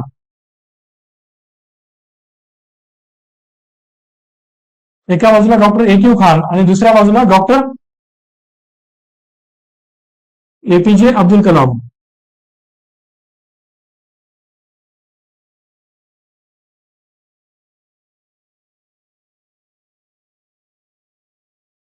ठीक आहे. मग ह्याच्यामध्ये सांगा की डॉक्टर एकयू खान आणि डॉक्टर एपीजे अब्दुल कलाम हे दोघे त्यांच्या रिस्पेक्टिव्ह कंट्रीचे, त्यांच्या आपापल्या देशांचे हे प्रोजेक्ट हेड होते न्यूक्लिअर प्रोग्रामचे, अणु कार्यक्रमाचे. ठीक आहे. मग हे असं असताना त्यांच्यामध्ये त्यांनी ती गोष्ट डेव्हलप केली त्यांच्या देशासाठी. पण त्याच वेळेस या दोघांमध्ये इंटेलिजन्स आहे, एनर्जी आहे. डॉक्टर एकयू खान यांच्यामध्ये देखील इंटेलिजन्स आहे, एनर्जी आहे. अब्दुल कलाम यांच्या, डॉक्टर एपीजे अब्दुल कलाम असतील, कलाम साहेब, यांच्यामध्ये देखील एनर्जी आहे, इंटेलिजन्स आहे. फरक कशाचा आहे, इंटेग्रिटीचा. आणि त्याच्यामुळे आपल्याला परिणाम वेगळे पाहायला मिळाले. काय फरक मिळाला, यांनी त्यांची अणुतंत्रज्ञान जे आहे, न्यूक्लिअर टेक्नॉलॉजी, ती इराण असेल, लिबिया असेल, उत्तर कोरिया असेल, यांसारख्या देशांना देऊ केली. ठीक आहे. these are the rogue states. उत्तर कोरिया इज अ रोग स्टेट, ह्यांना देऊ केले. मग फरक काय आहे फक्त या दोन व्यक्तींमध्ये, सत्यनिष्ठतेचा आपल्याला परिणाम वेगळे पाहायला मिळाले. त्याच्यावेळेस बाकीची उदाहरणं द्या मी आता सांगितलेली, की सायबर गुन्हे असतील, त्यानंतर जे काही टॅक्स इव्हिजन वगैरे करणारे लोक जे आहेत त्यांची उदाहरणं द्या, जे कर्जबुडी आहेत त्यांची उदाहरणं द्या. ठीक आहे. या गोष्टींची उदाहरणं तुम्ही देऊ शकता आणि या उदाहरणांच्या आधारे तुम्हाला हा प्रश्न एक्सप्लेन करायचा आहे. ठीक आहे. क्लिअर एवढं. दुसरा एक प्रश्न बघूयात आपण. आजचं जे काही आपण पाहिलं की हा युपीएससीचा बघा, integrity is a value that empowers the human being. सत्यनिष्ठा हे असं मूल्य आहे की जे व्यक्तीला सबलीकरण करतं, व्यक्तीचं, मनुष्याचं सबलीकरण करतं, सक्षमीकरण करतं. मग त्यांनी काय म्हणलं, जस्टिफाय विथ सुटेबल इलस्ट्रेशन्स. आता अजून एक गोष्ट सांगतो मी, एथिक्सचा कोणताही प्रश्न तुमचा विदाउट एक्झाम्पल तुम्ही त्याचं उत्तर लिहिणार नाही. Example is the must. युपीएससीने विचारलेलं नसलं तरी तुमच्या प्रत्येक प्रश्नामध्ये किमान 2 उदाहरणं असेल. मी काय म्हणतोय, किमान 2 उदाहरणं हवीच, किमान 2. आणि जर त्यांनी विचारलं असेल की जस्टिफाय विथ सुटेबल इलस्ट्रेशन, या वेळेस तर तुम्हाला प्रत्येक पॉइंटला उदाहरण द्यायचंय. तुम्ही एक आर्ग्युमेंट केलं की त्या आर्ग्युमेंटला सबस्टॅन्शिएट करण्यासाठी you must give the examples. त्याशिवाय त्या उत्तरात म्हणजे त्या प्रश्नाचं उत्तर कम्प्लीटच नाहीये. ठीक आहे. जेव्हा विचारलेलं नसेल तेव्हा तुम्ही मिनिमम 2 उदाहरणं द्याल, मी म्हणतोय. आणि जेव्हा विचारले त्यावेळेस तुम्हाला प्रत्येक आर्ग्युमेंटला उदाहरण द्यायचे. अशा वेळेस तुमची त्या प्रश्नाच्या उत्तरामध्ये 4 उदाहरणं तरी आली पाहिजेत. जेव्हा त्यांनी स्पेसिफिकली विथ एक्झाम्पल्स एक्सप्लेन करा म्हटलंय, समजून सांगा म्हटलंय त्यावेळेस. ठीक आहे, ही गोष्ट क्लिअर आहे. मग आता परत तोच की इंट्रो बॉडी कन्क्लुजन. इंट्रो मध्ये काय येणार, तुम्ही इंटिग्रिटी म्हणजे काय ते एक्सप्लेन करा. ठीक आहे, सांगा सत्यनिष्ठा म्हणजे काय. सत्यनिष्ठेची व्याख्या करा की सत्यनिष्ठा म्हणजे काय. कोणत्याही परिस्थितीत विनाशर्त विनातडजोड सातत्यानं आपल्या उच्च नैतिक मूल्यांचं पालन करणं, सातत्यानं प्रामाणिकपणे राहण्याची गोष्ट म्हणजे ही सत्यनिष्ठा. ठीक आहे. मग याच्यामध्ये व्यक्तीची मनस वाचा आणि कर्मना आणि कोणतीही परिस्थिती या दोन्ही आयामांमध्ये ती व्यक्ती सत्यनिष्ठ असते, ज्यावेळेस यात सुसंगती असते त्यावेळेस. ठीक आहे. मग सत्यनिष्ठा असलेल्या व्यक्तीचे जे गुण मी तुम्हाला सांगितले ते तुम्ही सांगू शकताय. त्याचे फायदे म्हणजे त्या व्यक्तीचे गुण काय असतात. मग ते दॅट इम्पॉवर्स अ ह्युमन बिंग, मनुष्याचं सबलीकरण ती गोष्ट कशी करते. मग सांगा ना. व्यक्ती जर सत्यनिष्ठ असेल तर ती कायमपणे प्रामाणिक राहणार आहे. अशा वेळेस ती संघटनेचं हित पुढे घेऊन जाणार आहे. बरोबर आहे ना. मग ती आपल्याला त्यांनी काय विचारलं की ह्युमन बिंग साठी एम्पॉवरमेंट कशी करते.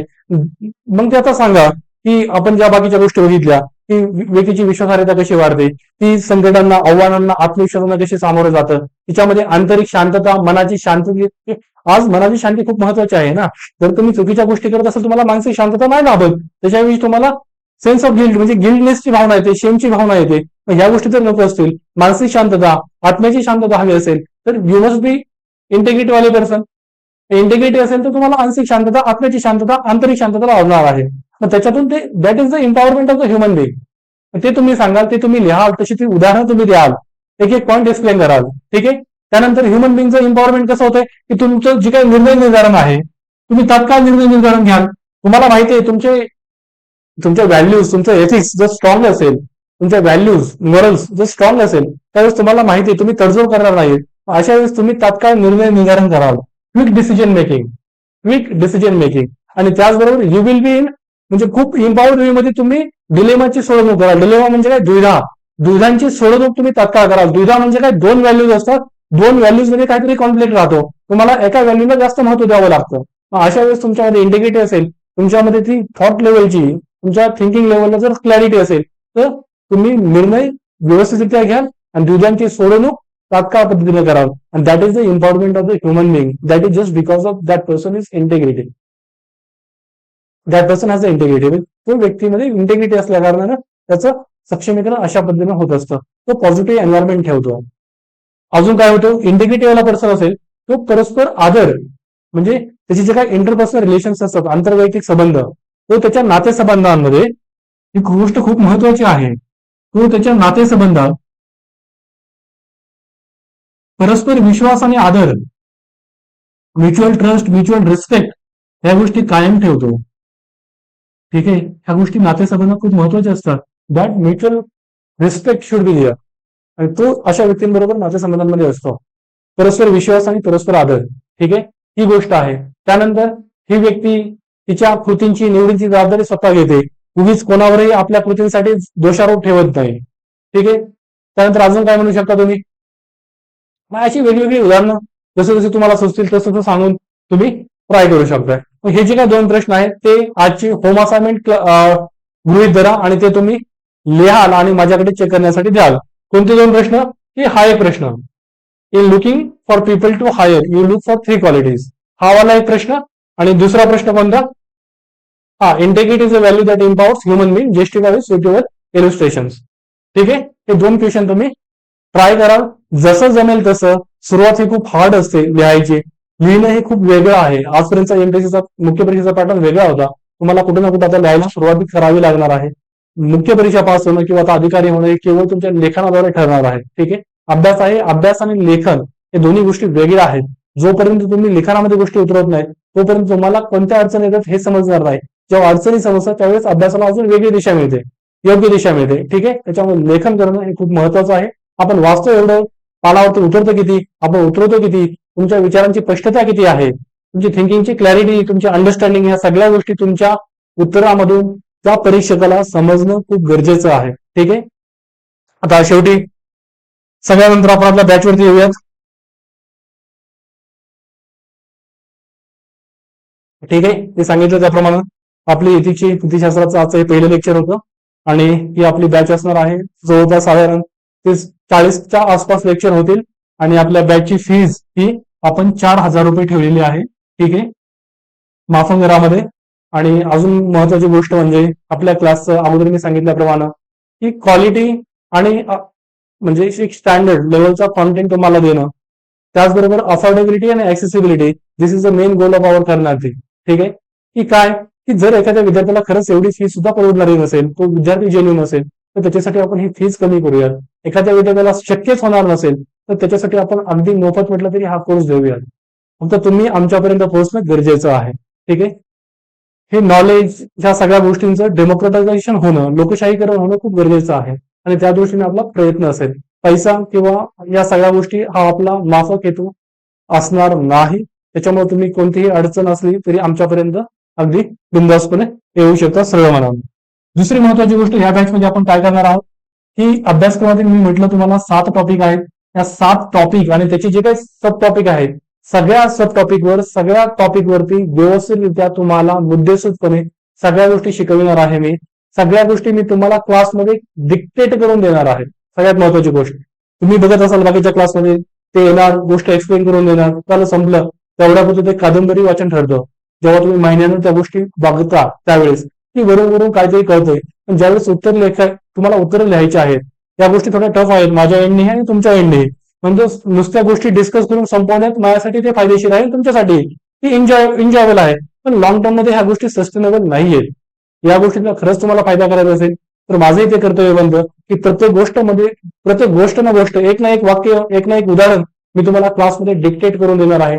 तुमच्या चांगल्या 200 पानाची एकदम भारी इतिची नोट्स बनेल. ठीक आहे, ती तुम्हाला कायमस्वरूपी कामाला येईल आणि सिलेबस मधला प्रत्येक पॉईंट मी तुमच्याकडून म्हणजे तयार करून घेणार आहे. सिलेबस मधला प्रत्येक पॉईंटवरती आपण डिस्कशन करणार आहोत. सगळ्या पॉईंटवरती मी तुम्हाला डिक्टेशन देणार आहे. दररोज क्लास असाइनमेंट, होम असाइनमेंट होतील, त्या स्वतः होम असाइनमेंट मी चेक करून देईल. इथिक्स संबंधी तुमची काही अडचण असेल तरी मी ती तुमची पूर्णपणे सोडवली वैयक्तिक पातळीवरती. ठीक आहे, म्हणजे 1 to 1 मेंटरशिप लेवलला. ठीक आहे, त्यानंतर केस स्टडीचा जो महत्वाचा पार्ट आहे तो सुद्धा आपण अगदी गंभीरपणे घेणार आहोत, सिरियसली. कारण की क्लासेसला काय होतं, बाकी क्लासेसला की 3-4 केस स्टडी डिस्कस केला, तुम्हाला की आपलं सांगून दिला, झालं. असं नाही करणार आपण. मी जसं सांगितलं तुम्हाला, पब्लिक स्पेअर केस स्टडी, प्रायव्हेट स्पेअर केस स्टडी, ऍक्ट बेस्ड केस स्टडी, अशा केस स्टडीज आपण स्वतंत्रपणे वेगळ्या करू. त्याच्यावरती तुम्ही कोणते कीवर्ड्स वापरायचे, जसं मग मी तुम्हाला एक उदाहरण सांगतो की जर पब्लिक स्पेअर केस स्टडी आली, सार्वजनिक क्षेत्रातील केस स्टडी असली, सार्वजनिक क्षेत्रातून, ठीक आहे, लोकसेवकाच्या संदर्भातली, तर त्याच्या वेळेस तुमच्याकडे काय कीवर्ड्स असले पाहिजेत. ठीक आहे, काय कीवर्ड्स असले पाहिजेत की लोकहित. ठीक आहे, किंवा काय म्हणूयात की अंत्योदय, तुम्ही गांधींच्या अंत्योदय संकल्पनेचा वापर करा, अंत्योदय असेल. त्यानंतर अजून काय म्हणूयात की गुड गव्हर्नन्स, सुशासन. हे जे काही बाकीचे कीवर्ड्स आहेत की उत्तरदायित्व, पारदर्शकता, सत्यनिष्ठा, हे कीवर्ड्स आहेतच आपल्या सिलेबस मधले, पण याच्याही पलीकडे आपल्याला जाणं गरजेचं आहे. त्या की टर्म्स ज्या आहेत ना, त्या तुमच्या प्रत्येक पेजवरती, युपीएससीचा मेनचा गेम तुम्हाला सांगतो, this is all about the keywords game. तुम्ही एन्शियंट हिस्ट्रीचे क्वेश्चन लिहा, पॉलिटीचे लिहा, इकॉनॉमिकचे लिहा, तुमच्या उत्तरांमध्ये जनरल गप्पांना काही अर्थ नाही. त्या जनरल गप्पांसोबत कीवर्ड दिसणं गरजेचं आहे आणि कीवर्ड सोबत सबस्टॅन्शिएशन आणि एक्झेम्प्लिफिकेशन हे खूप महत्वाचं आहे. तुम्ही एखादं आर्ग्युमेंट करताय, तुम्ही कसं असतं साधारणपणे, हे झालं म्हणजे लोकहित, अंत्योदय, सुशासन, असे जे काही टर्म्स आहेत की लॉंग टर्म गेन जर तुम्हाला पाहिजे असेल तर तुम्ही शॉर्ट टर्म पेनला घाबरलं नाही पाहिजे. अशा काही टर्म्स आहेत. बाकीच्या अजून बऱ्याच गोष्टी आहेत, विश्वासार्हता, विश्वसनीयता. ठीक आहे, त्यानंतर काय म्हणूयात की आपण बऱ्याच म्हणजे जर प्रायव्हेट स्पेअरच्या केस स्टडीज असतील तर कॉर्पोरेट गव्हर्नन्स ते सुनिश्चित करणं किंवा बिझनेस एथिक्सचं पालन करणं, अशा टाईप गोष्टी तुम्ही केस स्टडीमध्ये इन्क्लूड करणं. तर डिवायडेशन करून व्यवस्थित मी तुम्हाला देईल, क्लासमध्ये शिकवेल. त्यामुळे तुम्ही त्याची अजिबात काळजी करू नका. आणि केस स्टडी आपण एकदम डिटेलमध्ये पाहणार आहोत. त्याच्यामध्ये तुमचा अप्रोच कसा असला पाहिजे, एथिकल डिलेमास काय असतात, ते सोडवायचे कसे, ते सोडवताना तुम्ही कोणत्या गोष्टींना प्राधान्यानं जाणं गरजेचं आहे. तुम्ही अगोदर कॉन्स्टिट्यूशन पाहाल, लिगल कोर्स पाहाल, त्यानंतर अजून तुमचं जे कन्सायन्स आहे तुमचा संसद विवेक, त्याला तुम्ही किती महत्व द्याल, या क्रमानुसार प्रायोरिटी वाईज आपण गोष्टी पाहूयात. ठीक आहे, त्या संबंधीचा अप्रोच मी तुम्हाला देईल. अजून दुसरी गोष्ट मी काय सांगतो तुम्हाला, मेनचं कसं असते सगळं, की तुम्ही कोणतंही आर्ग्युमेंट करत असाल, समज तुम्ही एक आर्ग्युमेंट केलं, एका प्रश्नाचं काहीतरी उत्तर आहे, त्याचे 5-6 पॉईंट्स आहेत, तुम्ही आर्ग्युमेंट दिलं, काहीतरी एक युक्तिवाद केला, हा युक्तिवादचे 2 स्टेटमेंट झाले, त्यानंतर तुम्हाला उदाहरण म्हणून लिहायचं राहतं, त्याला असा त्रिकोण करा आणि त्याच्यापुरतं तुम्हाला ते उदाहरण देता आलं पाहिजे. दॅट इज युअर पूर्णपणे म्हणजे परफेक्ट पॉईंट. तुम्ही जे आर्ग्युमेंट करता त्याला उदाहरण देता आलं पाहिजे, तरच तुमचा परफेक्ट पॉईंट राहायला दिला जातो. त्यावेळेस तुम्हाला 10 पैकी 6-5.5 मार्क मिळतात. ठीक आहे, दॅट इज व्हेरी इम्पॉर्टंट की हे सगळं करणं. तुम्ही दुसरा पॉईंट लिहिला, दुसऱ्या पॉईंटचे 2 लाईनचं एक आर्ग्युमेंट केलं, त्यानंतर एक उदाहरण किंवा एखादे फॅक्ट द्या की हा हे जे तुम्ही जो युक्तिवाद करताय त्याला सबस्टॅन्शिएट करण्यासाठी तुम्ही एखादी फॅक्ट मांडली, आकडेवारी दिली की ह्या रिपोर्टनुसार असं असं आहे, कॉन्स्टिट्यूशनच्या आर्टिकलनुसार असं असं आहे, सुप्रीम कोर्टच्या जजमेंटनुसार असं असं आहे, किंवा सुप्रीम कोर्टने ह्या जजमेंटमध्ये असं असं म्हटलेलं आहे. ठीक आहे, या टाईपच्या गोष्टी कराव्या लागतात न्यूजमध्ये. ते केल्यानंतरच तुम्हाला ऍव्हरेज मार्क्स येत असतात. त्याच्यानंतर तुम्हाला अजून काय म्हणूयात की पहिलं कसं व्हायचं की ज्यांनी मेनचे पेपर कव्हर केले त्यांची रँक येऊन जायची, आता तसं राहिलेलं नाहीये. ते तर सगळेच जण करतात. त्याच्या पलीकडे तुम्हाला व्हॅल्युएडिशन करायची. त्याच्यामध्ये तुम्हाला अगोदर कसं राहतं की 10 ते 20% मेन्सवाली मुलं असतात ज्यांना पेपर्स कव्हर होतात. पुढले 30-40% मुलं असतात की ज्यांना पेपर कम्प्लीट जरी झाले तर इंट्रो, बॉडी आणि कन्क्लुजन पेशंटचे 3 पार्ट जे महत्वाचे आहेत ते व्यवस्थितरित्या मांडता येत नाही. ठीक आहे, सगळी गफलत झालेली असते आणि बाकीची जी मुलं असतात ते पेपर कव्हर करून घेणार. पण जे टॉपर्स असतात ना ते हे सगळ्या गोष्टी करतात, ते पेपर सगळे कव्हर करणार. त्याचबरोबर इंट्रो, बॉडी, कन्क्लुजन तुम्हाला उत्तरामध्ये प्रॉपर स्ट्रक्चर त्यांच्या दिसणार. त्याच्याबरोबर हे जे सबस्टॅन्शिएट वाला पार्ट आहे की उदाहरणं देणं, आकडेवारी देणं, रिपोर्ट्स म्हणजे कशाचा ना कशाचा हवाला देणं त्या आर्ग्युमेंटला सबस्टॅन्शिएट करण्यासाठी, हे सगळे ते मुलं करतात. आणि त्याच्या पलीकडे अजून एक गोष्ट असते की ते व्हॅल्यू ॲडिशन करतात. व्हॅल्यू ॲडिशन त्यांची कशी असेल, काहीतरी एखादी केस स्टडी देणार, काहीतरी वेगळंच काहीतरी देणार, एखादी डायग्राम काढणार, डायग्रामच्या स्वरूपात सांगणार. ठीक आहे, मग अशा काहीतरी गोष्टी असतात की ज्या त्यांना टॉपर्स बनवतात. त्या तुम्हाला गोष्टी करायच्या आहेत. इथिक्स मध्ये जेवढं शक्य आहे डायग्राम वगैरे या सगळ्या गोष्टी मी तुम्हाला शिकवत असताना जसं आपण प्रोसीड करू तसं सांगत राहील. ठीक आहे, ती माझी जबाबदारी असेल. मग ही असं एकंदरीत सगळं असणार आहे. ही आपली तिची बॅच असणार आहे. केस स्टडी आणि आपला सिलेबसचा सगळा कॉन्टेंट तो मी तुमच्याकडून तयार करून घेईल. ठीक आहे, मला वाटतं तुम्हाला आतापर्यंत मी जे काही सगळं सांगितलं ते समजलं असेल. आणि हा जो काही आपला पेपर आहे इथिक्स, इंटिग्रिटी, ऍप्टिट्यूड, एक तिन्ही शब्द कसे महत्वाचे आहेत आणि त्याच्यातून तुमच्याकडून काय चेक करतायत आणि या तिन्ही गोष्टी कशा सुसंगत आहेत एकमेकांशी निगडीत, जर आपल्याला एफिशियन्सी हवी असेल, ठीक आहे, तर तुम्हाला सगळ्यांना समजलं असेल असं मी गृहीत धरतो. आणि आज आपण इथे थांबूयात. पुढच्या लेक्चरला भेटूयात. Thank you so much.